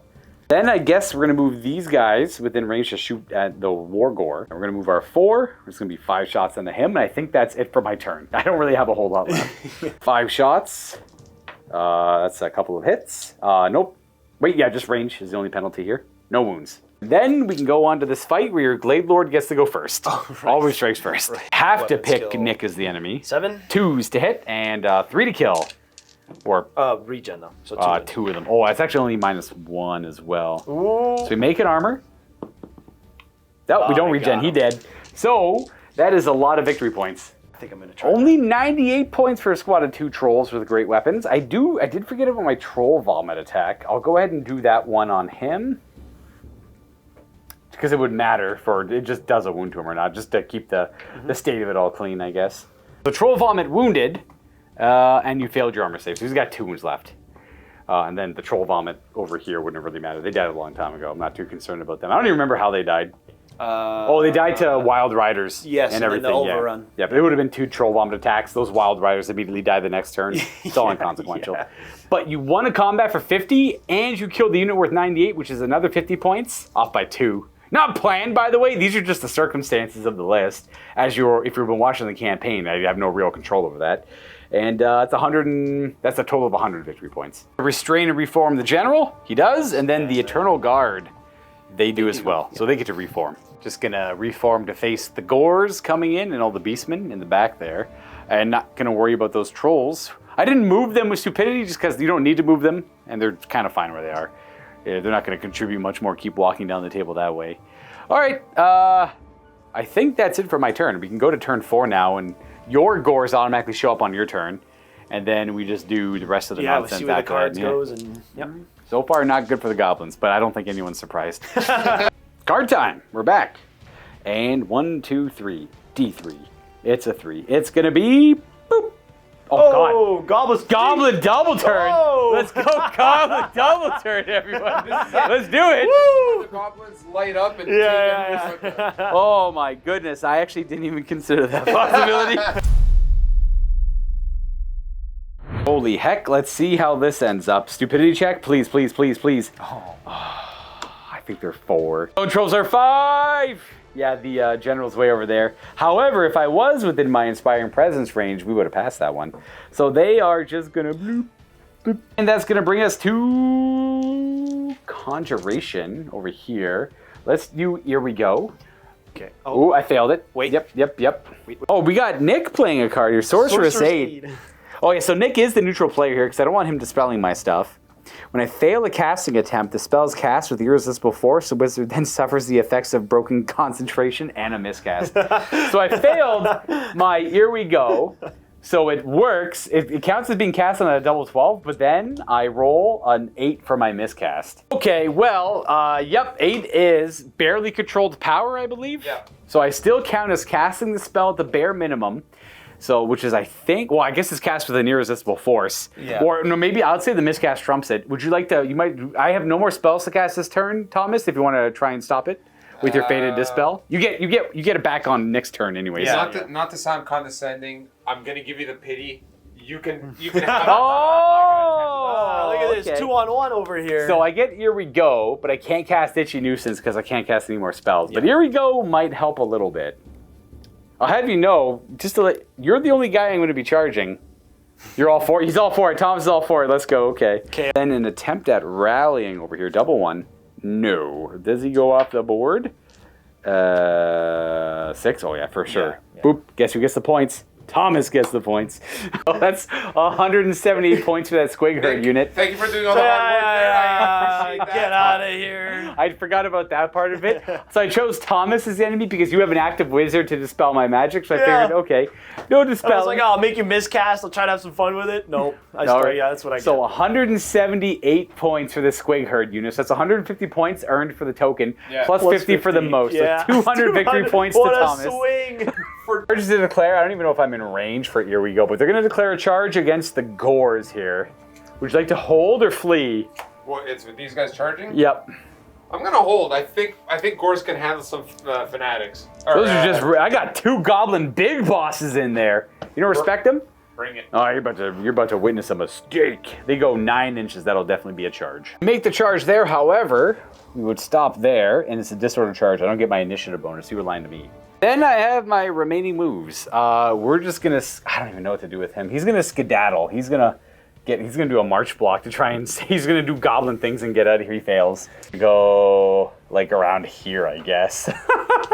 I got to do my Fanatic, who is going to. Oh, he's actually gonna move 6. He's gonna Move go through you. Boop. He's gonna go right to there. Go to shooting now. These guys can volley fire into him. Well, if they have range. They're all within 18, so it's gonna be 5, 8. 11 plus 2 for 13. All right, 5s to hit because of range, but I need 6s to wound. I guess if I got super lucky, if these all wound. 2 wounds at, I think the Chariot's a 4-up save? 4-up save. Nothing, right off the armor of the Chariot. And then we go to shooting over, or fighting over here. I get no initiative bonus. What's the initiative of a Gore? Oh, Thomas has got a card. Within 12, one of your units, all models involved in that combat must reroll successful to hit rolls. There's an oil trap there laid by the Wood Elves, and we're both suffering from it. All right, fine. Damn right. We fight at the same time, except my guys are initiative 1, my 2 characters. They only got 1 attack each, though. And why don't you go ahead and do yours? Okay. You guys do have double hand weapons, so they're 4 attacks. Yep. Hitting me on 3s. With if you succeed, you have to re-roll it because we're both suffering the oil slick. Okay, 1 hit, and let me throw a net on you. Yes, so you're strength 2. You wound on. That wounds. Yeah. Actually wounds. I have a 6-up save. I die. I lose a goblin, and then I get to attack back with 1, 2, 3, 4, 5, 6 attacks, or 7 attacks actually. Almost forgot about Primal. Go ahead and roll Primal Fury because you might have the rule where you. Okay, you didn't roll doubles. You passed, but you didn't roll. You didn't need it. So 4s to hit, and I have to re-roll these for the oil slick. Okay, I got 2 hits. Strength 3, your toughness 4, so I wound you once. I don't even think you have a save either. I think you lose a guy. Yeah. Boop. And then I have 2 boss attacks, which miss. So it's 1 attack per boss because they're in the fighting rank. So, with everything said and done, I killed the guy. Well, okay, you know what? We killed each other. It's a wash. But what I do have on you is 2 kinds of banners. Yep. A flank and a close order. I think you're just open order, no banner, and our wounds wash. I win combat by 4, but I don't double outnumber you. So your leadership 7 with the true horn. You fall back in good order. Nice. Which is not bad. But however, we are very close to the edge of the board. So you're going to roll 2d6 to see how far you flee. Take the highest. A 3. You actually you're fine. Oh, man. Yep. Boom. And you go your 3. And then you get to reform your unit completely. Well done. I didn't expect that. I'm going to overrun and hit Ungors, I guess. Got him. This is the new outcome of things. They reform wide that way, and now I'm fighting Ungors. It's great. I love it. This is just a hot mess right now. I think that is thankfully the end of my turn. So now we get to go see who goes next. All right. Survey says 1, 2, 3. It's going to be... Oh, what else? Beastmen go last. Oh, Big Beastmen are turn. last. Okay. All right, Wood Elves turn 4. So she already blew up once. Why not twice? We're going to cast Glittering Robe again. That's Who's what your we enemy needed. for Dispelling? Oh, that's true. Probably Thomas. He doesn't have a wizard. Thomas, yeah, 'cause you don't have a wizard. But you might as well try and stop it. You got to show a 10 on the dice. That's a 6. Oh my God, you rolled no a- Glittering Oh, Robe. It's an no. 11. All right, no protective spell. Did you have smile on me? anything else to do? Not Just rally? yeah, You just got to rally rally, them. yeah. Yep. They're not under 50%, so they're on leadership 8 still. They are rallying. They're good. Nice. Reform them to deal with the gores. Charge, and... I don't know what to do. Oh, see, now here's the trouble. The Do I back these guys up to touch the terrain to hold it? Oh, for the end of the game? And I think I do because they're tough Well, you enough. have these guys. These guys on this side are probably going to clean up. This might But be I an... want to chop the second. Well, you still have... This is only turn 4. There's still 5 and 6. That's why I want to chop them up before Yeah. they clean me up. So, yeah, that's what I think I'm going to do. I I'm going to try think- it out. The Fanatic is going to save me, and I'm happy with it. Oh, you're just gonna... They're going to hold here? Yeah, they're going to Alright. just not charge. They're going to move back. We're going to back it up then. Yeah. We'll just, that's before the Fanatic moves first, though. Yeah, exactly. But we're going to go ahead and now... He's charging you here. Do you want to hold or flee? That guy's pretty fast on the stag. Oh, the stag is available to charge me. Yeah. They're going to flee. Okay, Yeah. I like his bold. So fleeing, and then they're going to... Do you want those gores to flee, or are they going to hold? Who's likely to charge them? The The Eternal Guard, yep. Uh, Okay, they're going to hold on that side. Yeah. I like it. Okay. Oh, roll up the flee. 3d6. Because I got Swift Stride. Yeah. Oh, That's- no! oh, That's a 4. Oh, no. That's bad. that's Okay, for making so- fun of you, Nick. I'm So sorry. he has Swift Stride. Do we just... So they're going to be around Gonna be here. like here, yeah. Yeah, so roll them both up, and then Okay. we'll place them in So their I'll death. do the Wild Riders first. The Rangers are going to make it with 8, and then roll that guy up to see if they both catch. They're probably both going to catch, for sure, there you yeah. Show me 4 there, Thomas. And then boop, boop, boop, boop. Do they? The banner. And then why don't you go ahead and put your Rangers and your Elk Lord, or Stag Lord, into contact with both of them, remove them, and give Nick a bunch of victory points. With the Warhoof and the Centigores, there were about 180-ish points, maybe about 190 altogether. So that is going to be 200 victory points in total, because that's killing the most in a phase, because nothing else is going to die in the movement phase. Yeah. And then they both get to test to rally and reform. Or not rally, but reform. Yeah, we'll if they do want the to. Wildwood. Boo. They fail. It might be 10 on the Elf Lord, the Glade Lord. They reform, and then he doesn't need to worry about it. He's a skirmisher. Yeah, he's he's a good. skirmisher, yeah. So go ahead and roll that Eternal Guard charge up. Yeah. They can't fail. Bloop. Yeah. They have moved through cover and everything. So they're going to go right to the side of the Gores. Oops. Yeah. They're going to reform to face this part of the battlefield. Secure the site of the artifact for the Wood Elves here. It looks like the Wood Elves are probably going to take this date, because Nick just got a lot more victory points there. And then I move my Goblin, Fanatic. because there's Come no more on, charges. baby. He's going to go... No, 9 inches is... Oh, but 9 he's going inches through good. them. Does he hit? We're just double checking. He is going to... That's the line he's taking, but his base will go over the Bestigors. He's going to land right on this. So he's going to go clip and end up about here and hit the Bestigors. It's going to be 3 hits. I'm just going to roll this one more time. That kills 3 Bestigors, which is a panic. But they have the Will of Chaos. Not the Will of Chaos, the Chaos Undivided. Yeah. though. Yeah. They're going to be leadership 8. They're good. They're good. 7, they're good. Now knowing that this went so well, I'm going to leave them where they are, so that if they have to fall back, or whatever, Sure, they yeah, have some yeah. room and they're not up against the wall. Keep fighting from over there. Yeah. And then we're going to do this fight. Yep. Oh boy. I got Elves go first. This should be 6 attacks. 4, 5, 6. Yep, That's it, 6 yep. attacks. 5 weapon skill in the Eternal Guard. 3s to hit. That's Ooh. And 5s to wound. They're T4 on the Gores. 2 wounds. At AAP -1? Yep, so I will kill the fighting rank guy, but we'll just pull these 2 guys. Yep. That means no fighting back, because the guy on the side got caught. Yep. And right to combat resolution. 7 Gores here, so it'll be a double out number. Combat res is, so yeah, 2 Yeah, it wounds, should be. flank, 1 rank, banner, close order. Yeah, by 4. That's what I got. Yep. 6 total. Yeah. What's your leadership? 7 on them? Yeah. So it'll be a double 1s because they double outnumber you. Oh That's my twice. god. That is twice. it's That's happened to me. crazy. So giving ground 1, 2-ish. Yeah, that's about 2.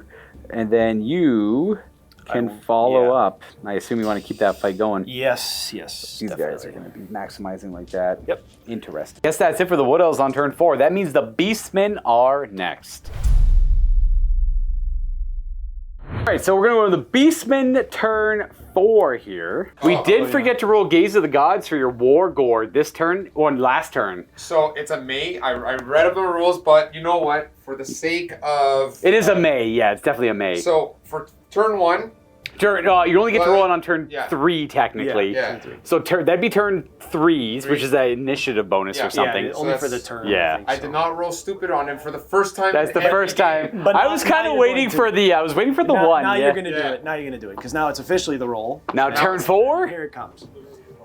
Oh, I Dark For a Fury. second. Was that a 5 you rolled? A 4? Well, 4. That's extra weapon skill. Yeah. I'm gonna put the extra weapon skill on him as a reminder, and then we go to no spell casting. You don't have anything to rally, do you? Everything's on the board, good to go. Yeah. So we can go right to the movement phase where you're going to declare Nick as the enemy. Yes. And then we have a card. Caltrops. I am gonna cut your charge in half. Ooh. When you target that unit. Nominates one of your units as the target of a charge. Have the charge range of all units charging your units. You got all the defensive ones over here. I did. This is why I don't like those cards. This is yeah. What else? What else? Boo, boo, boo. Fine. They could still technically make it. Yeah, you got to roll Yeah. big, but yes. This one's going to be a lot harder to make it work. Okay, that's fair. Go big or go home. That's the way I live. Is there any other charges in a Wood Elves? Maybe Not these really. guys. It's pretty far. You can they maybe get could. into the goblins. You might be able to get in the flank of the those guys over there. They're going to charge the Wood Elves over there, the Eternal Guard. So that's pretty much it. You might as well go Yeah. for it. They move 7 with 2d6, plus there 6, you go. plus Swift Stride. Yep. Yeah, so I'm going to go 13, 14 inches. Definitely. They do fail. They needed 1 more inch of movement. The Swift Stride kind of crapped the bed there. Yeah. And then we can resolve these charges. Yep. So the best of Gores have the charge range, so they move 5 plus 2d6, take the highest. So they'll go 10 inches. They're actually going to go 5, which is pretty good. Caltrops comes into play and prevents the charge from there as well. And this guy, roll his charge up. We'll see how far he fails. He does not have Swift Stride. He goes 12 inches, so he'll just 12 will fail. So he'll go 2.5 technically. Well, we'll say 2.5 because it's halved result. Yeah. All right, about there. Boom. Yep. Excellent. Perfect. Caltrops. Wood Elves. Wow, he just literally loaded the board up with crap. Shame. No shame? No shame. Fair. I like that. Good. Stick That's with for it. blowing up my wizard. Okay. That's pretty much it for the charges. I got to resolve this guy. Kaboom! Oh, he's going into the woods and dead. He's gonna go. He's gonna have fun in here and die. Bloop. Like a neutral player in this case. Let's give it to 50-50 because I'm the neutral player. right. So 4 up is Thomas. Okay, Thomas gets the 50 points for killing the most of the movement phase. Let's go, Thomas! I do nothing and I get points. This The is Beastmen, amazing. they showed up. The remaining moves, these Gores are going to show up and go boop, boop, boop, boop, boop, boop, boop, boop. Yep. And then to this side of the board with the Ungores and the dogs, they're just reforming to face the middle of the battlefield. I think that's kind of it because everything else failed charges. Well, because these failed, you get to pick to fight my goblins if you so choose. Oh, yeah. Different phase. I will definitely take you up on that offer. Yep. So they get pushed away an inch, and then we fight goblins. They moved an extra inch when I charged. I moved an inch when I charged, so I will get the initiative. And do I throw nets on you? Oh, you better believe I throw. These Ungors are strength 2 now. I got... My bosses are initiative 2. These guys are initiative 4. So 1, 2, 3, 4, 5, 6 goblin attacks. Let's go. Gobos! I hit 3 times. And I wound twice, actually. So I kill 2 Ungor. We'll just pull those 2 out. You get to fight back with 3 of your Ungor. One is the Half Horn, I think his name is. Yeah. So these hit on 3s. Here's web skill 3. And wounding on 4s. 5s, actually. I threw nets on you. Look at that. You still go. I got a 6-up save. Nope, not quite. Let's lose him, pull him in. I got my 2 bosses in there. Actually, we forgot their Primal Fury. Roll it up just in case to see if you pass. You failed. It's all good. My bosses have 6 attacks collectively. Their weapon skill 4. Ooh, they hit on 3s. And they wound on... They kill on 2s, actually. They got great weapons. Oh. I kill 3 more. Where's your Half Horn is? 1, 2. I guess that guy is fine, yeah. 1, 2, and a 3, leaving these 2 guys left alive. So in the end, I killed 5. Thomas killed 1. I'm up by 4. I got 2 banners, a close order, and that's about it. I win that one by 7, but you are double outnumbered, so you need double 1s to stay here. He's done it before. The Night Goblin power train is coming through. Oh my God, the 3rd freaking won this game. What is happening, man? A test to restrain. I'm a goblin. I'm going in. Let's go. I'm pretty close to hitting them, too. All right, well, I guess we'll just have 3 sets of double 1s. That's fine. That is perfectly fine. Ooh, yeah.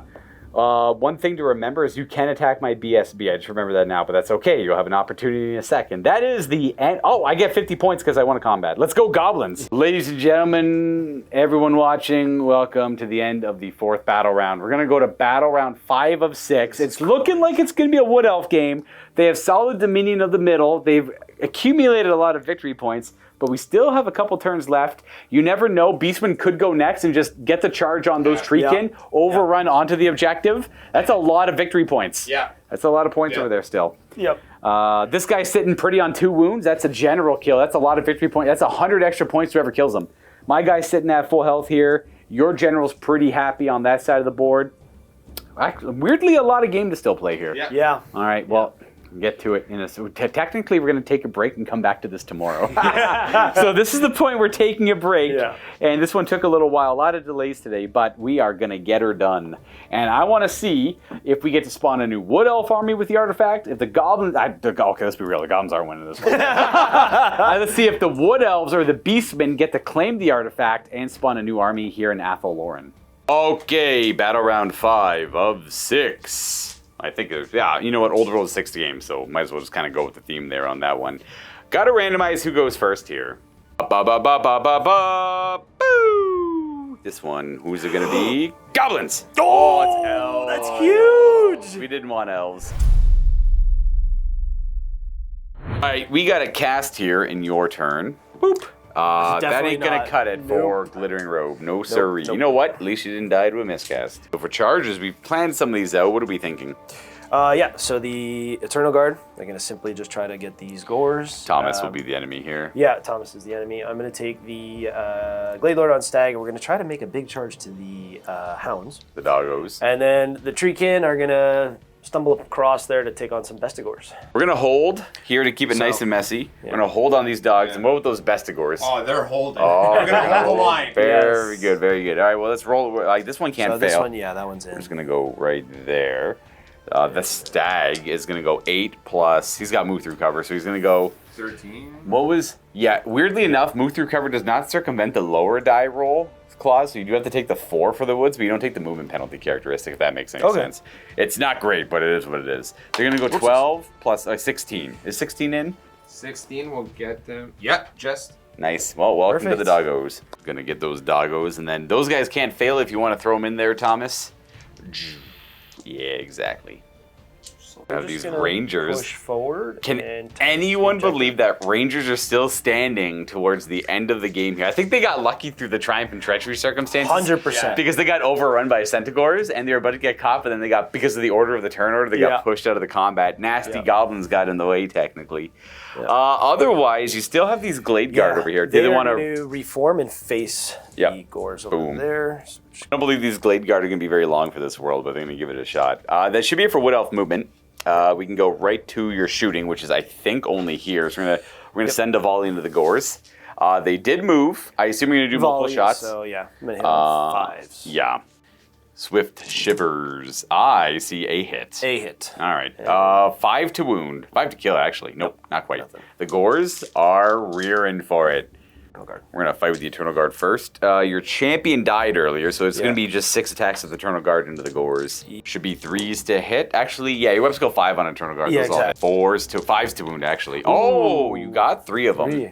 So it's going to kill. I'll just pull. Where's a true? Oh, this guy. Do one of these because you don't really pull them out of combat. They just keep stepping over that way. Yep. That's it. No attacks back from the Gores because that's just how she works. So we have a leadership at 3. Are they close order? I think they are. Yep. Yeah. So Yep. 3, 4, 5, 6, 7 combat res for flanking. So you're double outnumbered. It's double ones essentially. Yeah. I believe. Oh, that's first time you haven't failed one in a while. So they are going to break and flee, and they're going to go almost at a slight angle here. So what would you like to do? Try and overrun and just overrun the goblins? Or No, I'm going to try to reform. all right, roll it up then. You pass. And then how far do you run? 2d6. You're going to go 3. They break and flee to there. They pop through the goblins. 2 perils checks for these 2 models. Oh, they actually both die. Oh, So you're essentially left with just these 2 guys. Yeah. They're going to reform to face the trolls in case they get really lucky on a leadership check. And then we have the Glade Lord attacking with his Cav Spear. 4 attacks on 2s. It might be 3s. Just roll 2. Don't roll 2s. we'll I don't look double check. Hey, Yeah, don't have to got worry it. about it. He's strength 5 on the charge with the spear, so 2s to kill dogs. He kills 3 dogs, and we have an impact hit Yes. with the stag, which will kill another dog. He's strength 5. Yeah, strength 5, yeah. And then there's 1 dog left who can fight. Oh, the stag gets 2 attacks That's true. Yep. Let's fight first. So. before the dog. What weapon skill is the stag? I think it's 5. I'll double check. The dogs are weirdly forced, so the dog gets 1 attack back into the Stag Lord. That's a miss, because you have to attack the Glade Lord, Yeah, his technically. weapon skill, And then you so- have a stomp on the Stag. Yep. Step. Ooh, nope. Nope. So we test leadership on the dogs. I believe He's they're gonna- not double. What's their leadership base? 6. He's going to get it. And where's your general? My general, he's all, All the way Yeah, over there. gotcha. All right, so Yeah. you're probably looking at -4 at the very least. Yeah. So you look for not an 8. No. So they break and run. Would you like to restrain or reform? Or chase the dog. Restrain. Ooh. The dog's gone. The dog's running. Are you not frenzied? But if he's not frenzied No, on he's that not. guy. He's no, not. yeah. He's not. I'm But just if you debating catch the going that way, if Oh. I do catch, it's points actually, but it's 35 points. But it means you'll But kill it kills something in But the it'll face. Kill Yeah. something, Okay, so yeah. I'll chase. Yeah. All right, so roll it up, doggo. 2d6. You're 3d6. You want to run very far. 3d6. You're gonna go 9 inches. And what are you gonna go? You 12. catch me. Yeah. Catch him. He ends up moving 9. He will catch him on that 12. Boop. Remove the dog, please. And there's no point. There's no point in reforming. He's a skirmisher. Yep. So you got 50 points for winning a combat over here. You get 50 points for winning a combat over there, and we have yet to see that yet. I'm over here to dirt through in the trees to see who is going to win this one. I suspect the treekin are probably going to win this fight. It's not gonna be worth it. Ooh, there is a fear check here involved. Their unit strength 9 to your unit strength 7. What's the leadership on a Bestigor? The Gouchhorn is 8. All right. So Well, then don't roll bad. But I get. they do have veteran as an upgrade, so let's go ahead and roll. Oh my gosh, double 10. So they're -1 to hit because they're wavering a little bit. All right, Treekin hitting on 4. Let's go 4. 4s. Yep. Yep, there you go. Why do you keep throwing in one random die from us here? I stole it from Josh. All Kind right, of did a fair. little trade, and it was in my pocket. Are they strength 5 as well? Yeah. 3s to wound. Toughness 4 on the Bestigors. And armor bane's the only relevant thing here, I think. Nope, just 3 wounds. All right, any AP on their weapons in general, or just armor bane? No, I think it's just armor bane. Let me double check. Heavy yeah, armor. Yeah. Heavy armor on the Bestigors then. Yeah, just armor bane. 5. Oh, 2 Bestigors lose their lives. Ain't so bad. That ain't so bad. You get 4 attacks back with your remaining Bestigors because of the gouge horn in there. Hitting on 5s because of fear. It didn't. Oh, it only mattered for it 1. did. Hold on, I forgot to roll Primal Fury because Oh, you yep. get frenzied with Blood Rage. That's true. So they pass. No, so- they pass Primal Fury, but they don't get the Blood Rage. Correct. So you have 2 hits, and these are strength 6, 3s to wound. 1 wound. -2? -2. They Just have regen, Yeah, I it's think. just regen. No, because they only have heavy armor. That's good. They're 5 up regen. But it does count for the wounds, so it'd be 2 to Yes. 1 in wounds. Do they have stomps by chance? Yeah, you do. All right, Stomp roll 1. up. So it'd be 3 attacks. 3 stomps. Wounding on 3s. an armor bane and a save. So 1 6-up armor and 1 5-up armor. So the 6-up armor. Your dice. 5-up armor. Ooh, 2 of them go down. So it'd be losing 2 4 more. to 1. Yeah, 4 to 1. Yep. So 4 combat res to 1. So 4 combat res for the trees. They're a close order, I assume. Yes. That's pretty much all they're getting here. Whereas close order. the Gores, the best Gores did a wound with res, and they have a banner, so they're going to lose by 3, and they're double outnumbered. Do they break? Let's see. They are. What's your leadership? 8? 8. So they do, because they lost by 3, you wanted to roll a 5, not a 6. Yeah. So they're going to break and cause a panic on our Wargore because he's nearby. But he's got the Mark of Chaos Undivided. Surely he's fine. Yeah, he's okay. He's fine. So would you like to chase or reform with your trees? I think I want to reform. All right, I want to try to hold that flank. Leadership check. Boop. Ooh. 7? Don't think so. I think They're leadership 8. So they're going to reform and then roll up the Gores. Where are they going? They're going 9 pretty much directly away. Yeah. Gores run that way. They reform this way. And that's another 50 points for you. And you killed something this turn, so but it's only 35 point unit. But yeah, but it still gets me 2 killed. more brass pieces though. 50 for the win, 50 for the most kills in a phase. Where's going on to the next one? 1, 2, 3, 4, 5, 6. Ooh, it's gonna be Goblins. Goblins, Right, yes. Beastmen are going last. Okay, come on, big stupidity check. These river trolls have all they need to take these guys out as long as they fail. They failed on a single die. one. Not even close. They are going to gladly. I'm just going to jump right to their movement, and they're going to go about 5 inches to here with stupidity. There we go. Otherwise, the rest of my command phase would be this goblin. Here we go isn't going to help anything, nor is. I will try to. I'm going to try and give the Beastmen an alley-oop here. I'm going to give them Itchy Nuisance. There's no magic resistance on there, is there? Probably not. No. So I do have to target. Sorry, Nick is the enemy for this one at least. Yeah. Roll a 10, which passes. Yeah, I need to roll. I need to roll a 10. You need a 10 yourself with your level 1. Josh, you could help me. Ooh, an 8. So their toughness and initiative is going to go down by 3. Oh, again. So their toughness, Yeah. 2 now. 2. Itchy Nuisance on them, -3 toughness and initiative. Not great for them. Otherwise, we can go to movement. I'm going to try to march my goblin. 7 ain't going to cut it. Not because of him, but it's because of the rangers over here. So we're just going to move him. 4. I think that's kind of it for my movement because I'm just going to volley fire with them into the treekin. And those guys are in combat over there. So we're just going to go right to shooting. There's going to be 5, 8, 11, 13 shots into the treekin. These are 5s for range. I'm just going to reroll 3 of these misses because I had 10 dice. There we go. Ooh, oh my god. That's a great roll. It's a great roll. These are 3s to wound, by the way. 5 wounds on the treekin. They got heavy armor and a regeneration. So heavy armor. Stops 1. Stops and 1. then regen. Maybe I'll kill 1. Not quite. I do 2 take damage. 1 down to wound. Right, boom, down to a wound on that guy. And that's it for shooting. And I am forced to do that fight into the Ungors. But I'm going to get some victory points. These Ungors could do 1 final stab before they go down because they get to fight at the same time as me. And they could both attack my BSB. And he's got 1 wound. I'm going for it. Do it. All right, do it. Let's see what you get. That's a hit. Actually, it's 1 hit, just 1 hit, because they're BS4 or Websco 4. What strength is an Ungor? Oh no. Strength 3. Let me go see what a Night Goblin Big Boss is. He might be T4. The Night Goblin Big Bosses are a bit tougher. They're toughness 4, thicker goblins. We're good. I got 1, 2, 3, 4, 5 attacks. Oh, I was supposed to throw nets on you. It's okay. It didn't matter. I was more seeing if it affected me. These are Web Skill 2. I got a hit. And that's a wound. We kill 1 Ungor. And then we have our 6 great weapon attacks from our 2 goblin bosses in there.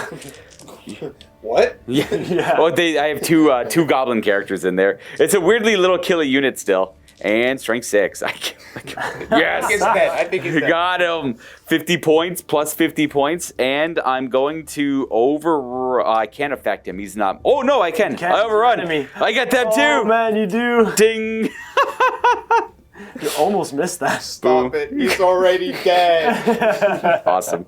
Caught a fleeing foe. Can I reform? I cannot because my stupid goblin is leadership 6. Don't believe the musician helps there. Okay, well, I mean, we got our leader near the goblins. Them moving up here also gets them within 12 of my Goblin here. Well, not quite. If he was right here, it would have been. He's off by an inch. That's okay. That's fine. I'll just roll a good leadership with them.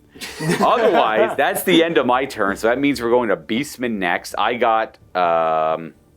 I didn't... Oh, actually, I probably got a good amount of points there because I cleaned up the gore unit and the Ungore and the gore unit. So I got 50 for winning a combat, and I gained another 100 for victory points for killing the 2 units combined over 100. They're about 130 together. Yeah.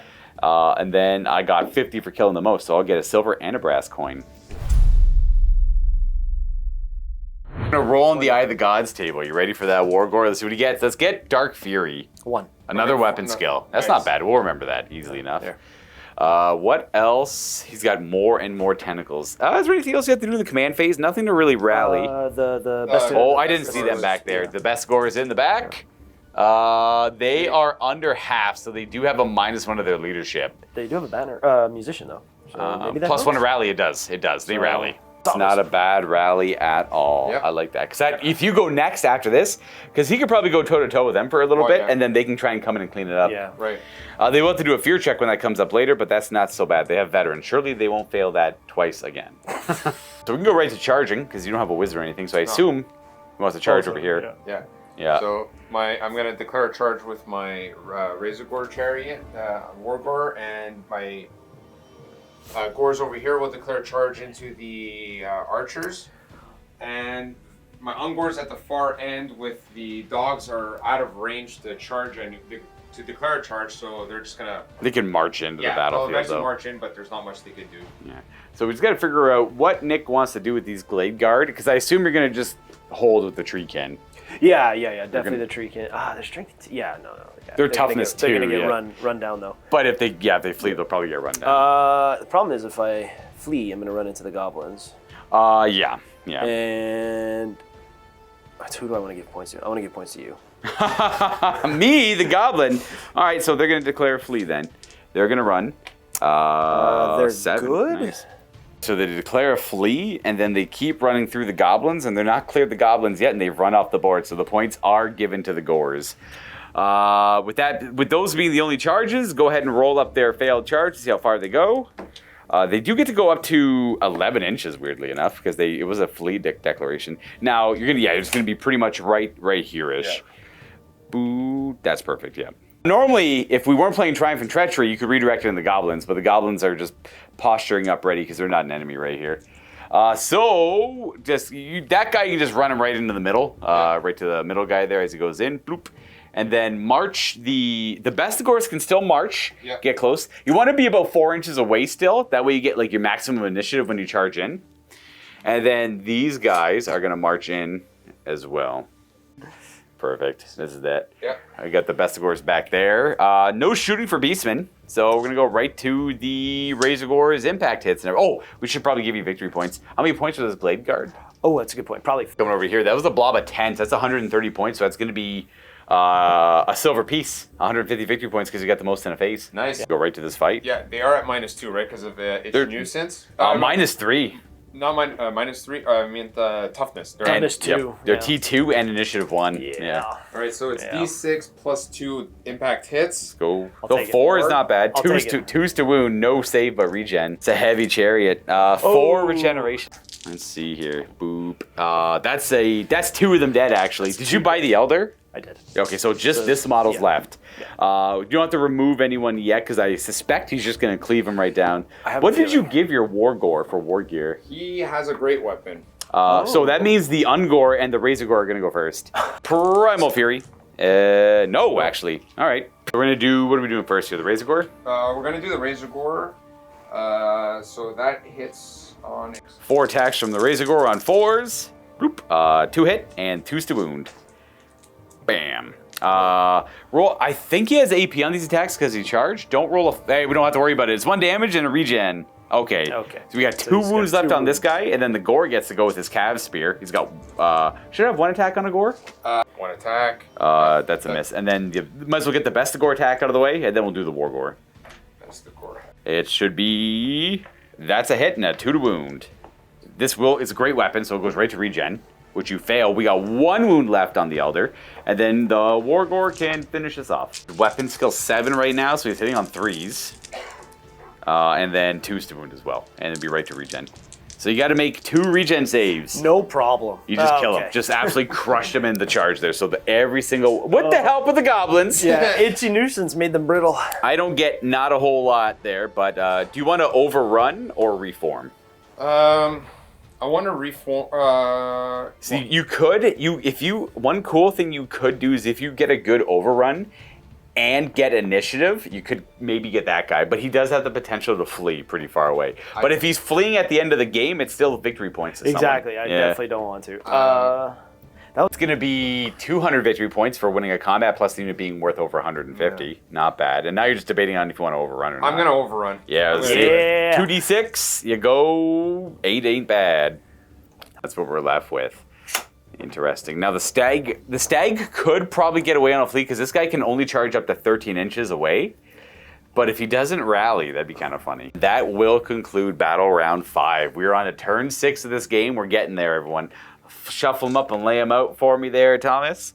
We're going to go ahead and roll the D3 to see who goes first. It's going to be, by all means, Beastmen! Oh! Beastmen get the double turn. Another double turn. So, the Gods table, I assume you'd like to do right go away. stupid. This is the time to shine, Thomas. No, this is okay to go stupid because you don't have to worry about it next turn. So that's extra toughness, I think. That might not be super relevant, but there's nothing to rally, so we can go right to charges. So, the Razor Core is going to charge into the stag. Attempt to charge into the stag. I'm going to see what this is here, just to give good counsel. Okay, because of the fact this thing's probably... You get to fight at the same time as his impact hits, but he's got like 6 wounds. What was this 3 for? That's just to say that I'm going to... Oh, declare a charge, yeah. So 2 weapon skill, he's declaring charge. You're probably going to die to the impact hits, so we're going to flee. Boot, you can add a third D6 if you want to, but you don't really need to. I don't really want to. So 4, show me 4, and he's going to go bloop, something like this. Bam. And then this guy's got nowhere else to flee, so let's roll his charge up.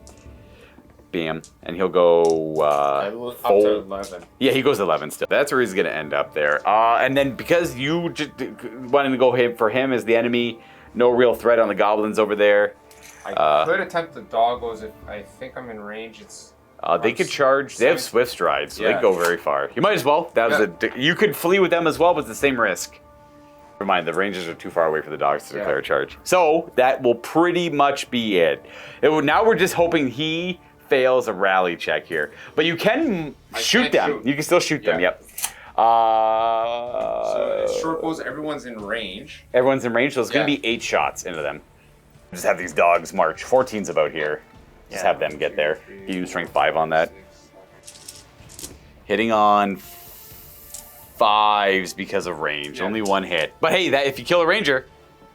No, that's a 1. All right. Goblin's doing work over there. He's slinking through everything. That is effectively it for the Beastman turn. Yep. There was a potential charge to the Goblins over here, but I think I don't know. I wanted to see if this guy is going to flee or rally or not. That's pretty much it for the turn. No real victory points gained, so why don't we go ahead. I'm going to randomize the next one. It's going to be the first card. What is it going to be? Me, Oh, the Goblins. I don't have anything to really do. I got a stupidity check for sure on them. Yeah. They fail. Fails again. Yeah. That's essentially it. I guess we can go like a quarter of an inch closer a little bit. We've got to still stay an inch away. You cannot go into combat freely with stupidity anymore. Well, I haven't been able to for a while in the old world. Or ever, technically, but I know a lot of people do.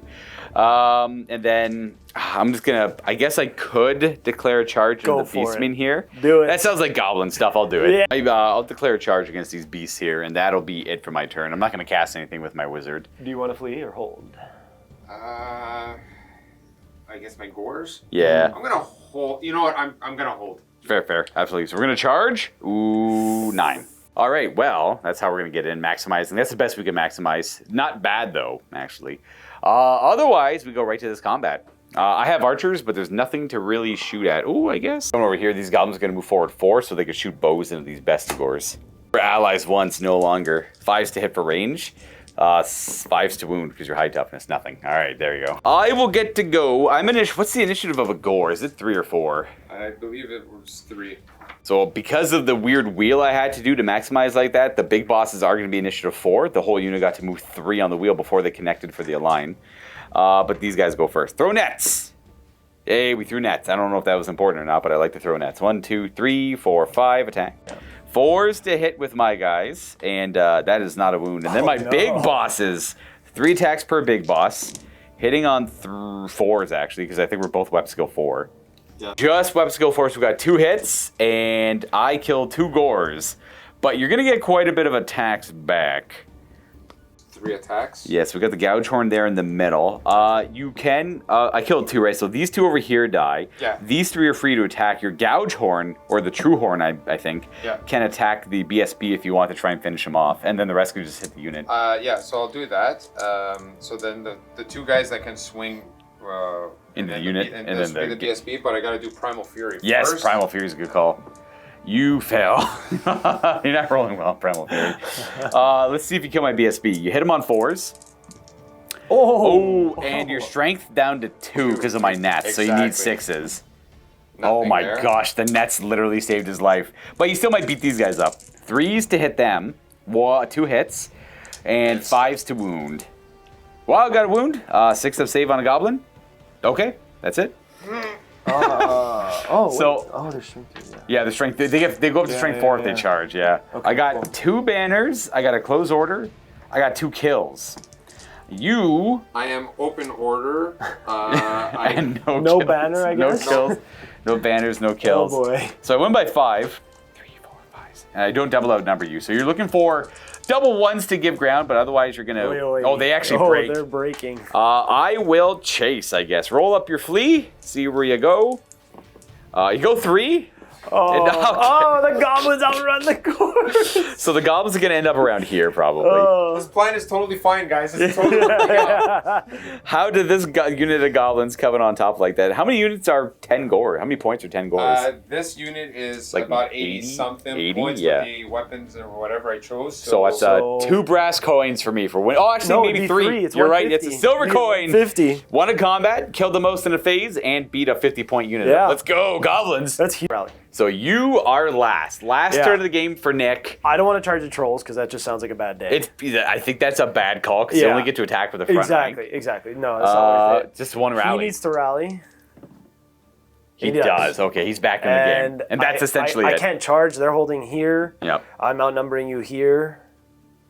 But there's 5 dogs there. 5, so, I think You know what? You know what I'm gonna do? You're still Can ahead he from all the shoot? points. he can shoot. So I yes. might move and try and shoot a dog. Yes. and try to get lucky. You won't have easy Oh, line of sight on the no. dogs because they're directly in the way. If I march and move them out of the way. Oh yeah, you could. And, You like, could move try to them march here or just something. up around the Yeah, corner. yeah, We could, yeah. do a march block on them. We Okay. got the dogs in the way to try and stop see. it.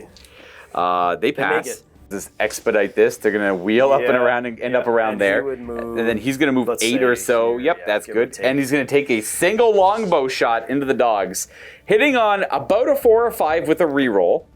Oh, a 6 Hits? definitely hits. Even with all the modifiers, range, moving, all that stuff. He hits on 2s normally. 4. So what's the toughness? 3. 3 to wound. 3s. Oh, That's one. Is there a AP on this? Astral longbow. Don't think. You have 1 6-up save to figure this out. Come on, roll it. Hit it. Hit it. Ah! Hey! Dang it. All 200 right, so points. 1 dog goes down. Get away from my thing. And then their unit strength 5 trumps my unit strength 1 on it. So that is an additional 200 victory points to the elves at the end. And let's go get our pay chest together. Okay, so these are our pay chests. I just awarded Nick and the Wood Elves an extra. I took away one of his brass coins and gave him a 250 point coin for holding the artifact site. Though, I mean, it was theirs to begin with, so he just kind of continued holding it for the extra victory points. So the Wood Elves are the clear winner here. 750, 800, plus 300, 1100 victory points in today's game. I have a pay chest of 650, and Thomas beats me with his 1,000 point army.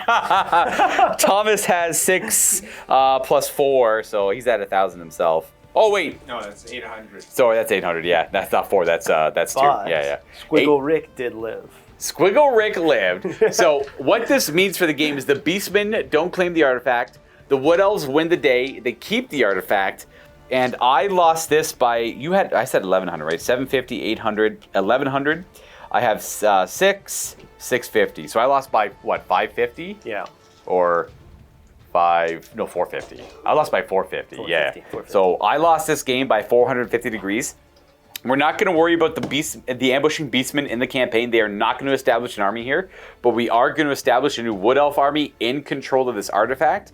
And we're going to go ahead and randomize what this artifact is. This Glade Lord, which we have to come up with a name with, Nick. Okay, I'll think of something. You think of something? You got time to think about while I narrate this? Absolutely. I'll think of something.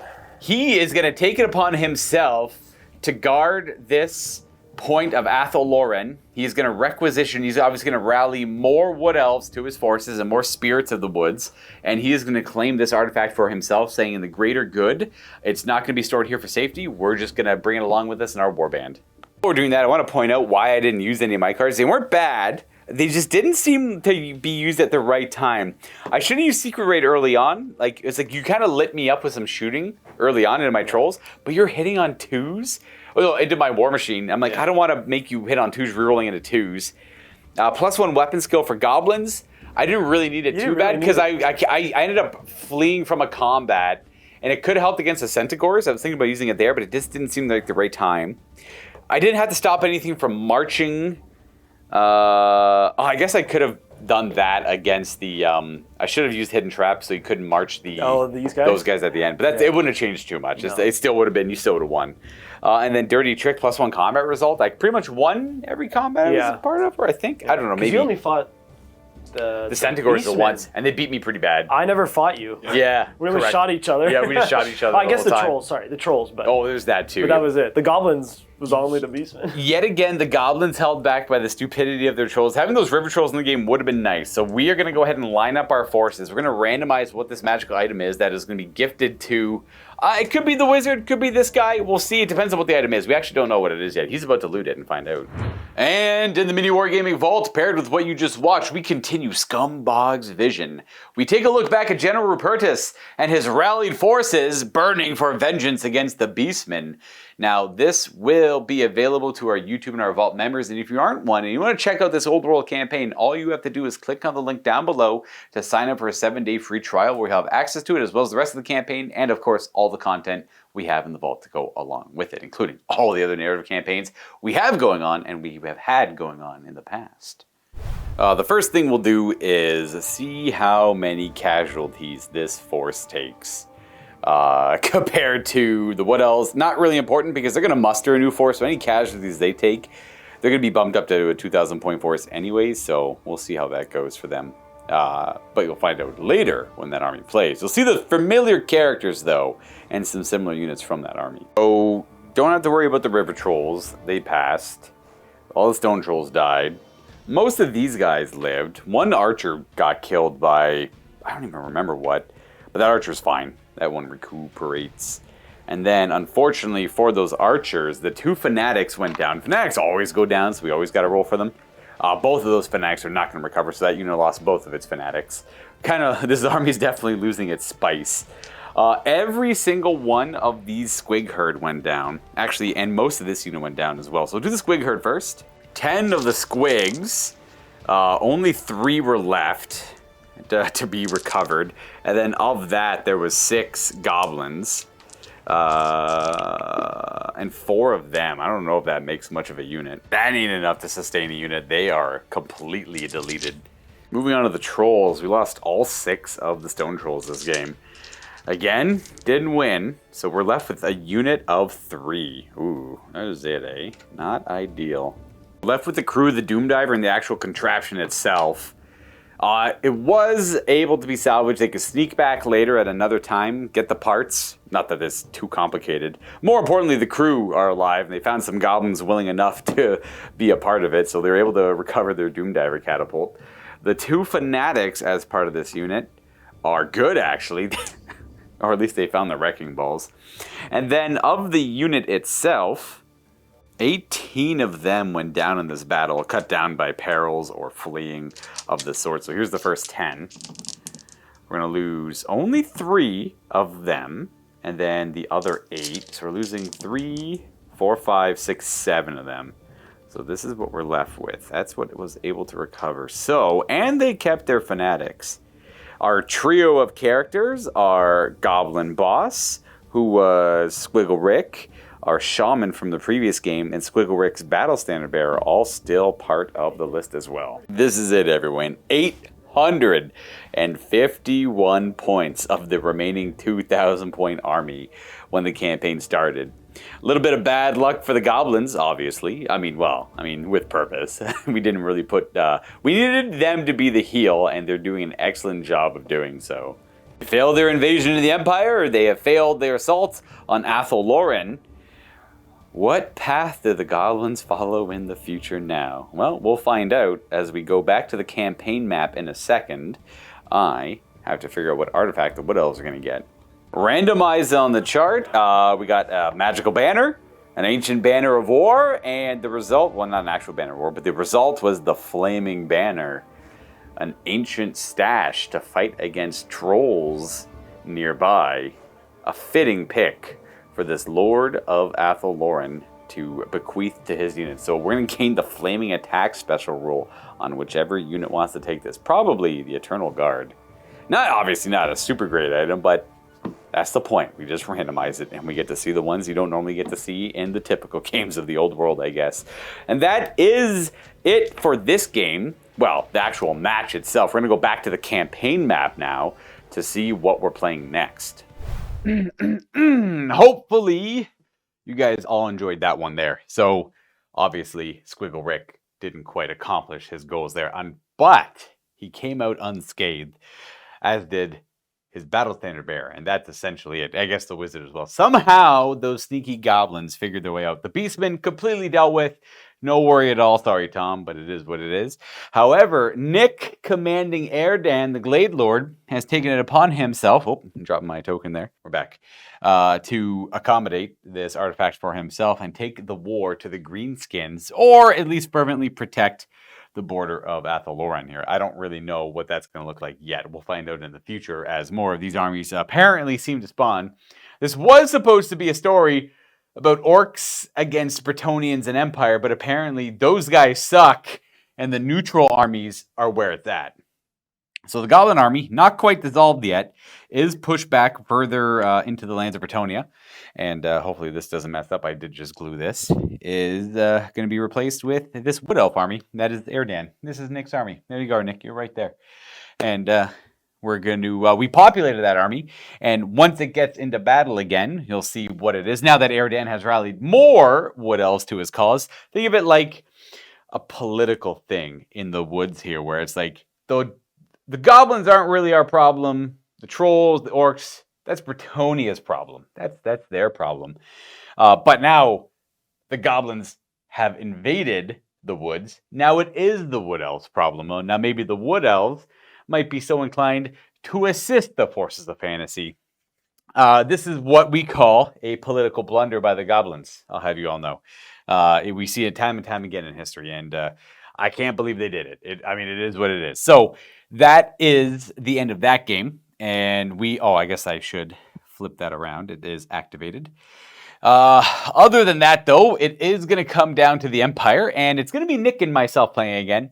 We kind of hummed and hawed where we wanted the Empire to go, and we kind of thought about engaging Scumbogg. It'd be like this weird, desperate march away from, they were told to defend the pass, and they accomplished that against the Goblins, but for whatever reason, this massive Beastman Brayherd force just pushed them right out of the pass, and he was told he had to defend it. Simple as that. So we're inclined to go and fight the Beastmen, though we did ponder about going to fight Scumbogg up here and bring the fight to him a little bit. But that would require a really aggressive march up alongside the river there, and would hinder their replenishment in the upcoming campaign phase. So we added a little narrative twist here that in this section of Bretonnia, obviously there's no Bretonnian armies. There hasn't been a call to arms yet from any duke or baron, and some of the lords of the land have been suffering at the hands of the orcs, their fields being burned, their villages being plundered, that kind of stuff. So they're kind of tired of nothing being done about it, and the slow bureaucracy of feudal Bretonnia is kind of getting on their nerves. So what we're going to do instead is have these antsy Bretonnian lords, Knights of the Realm, gather up some peasants, and we're going to join Rupertus' army here, and we're going to bring the fight to the Beastmen.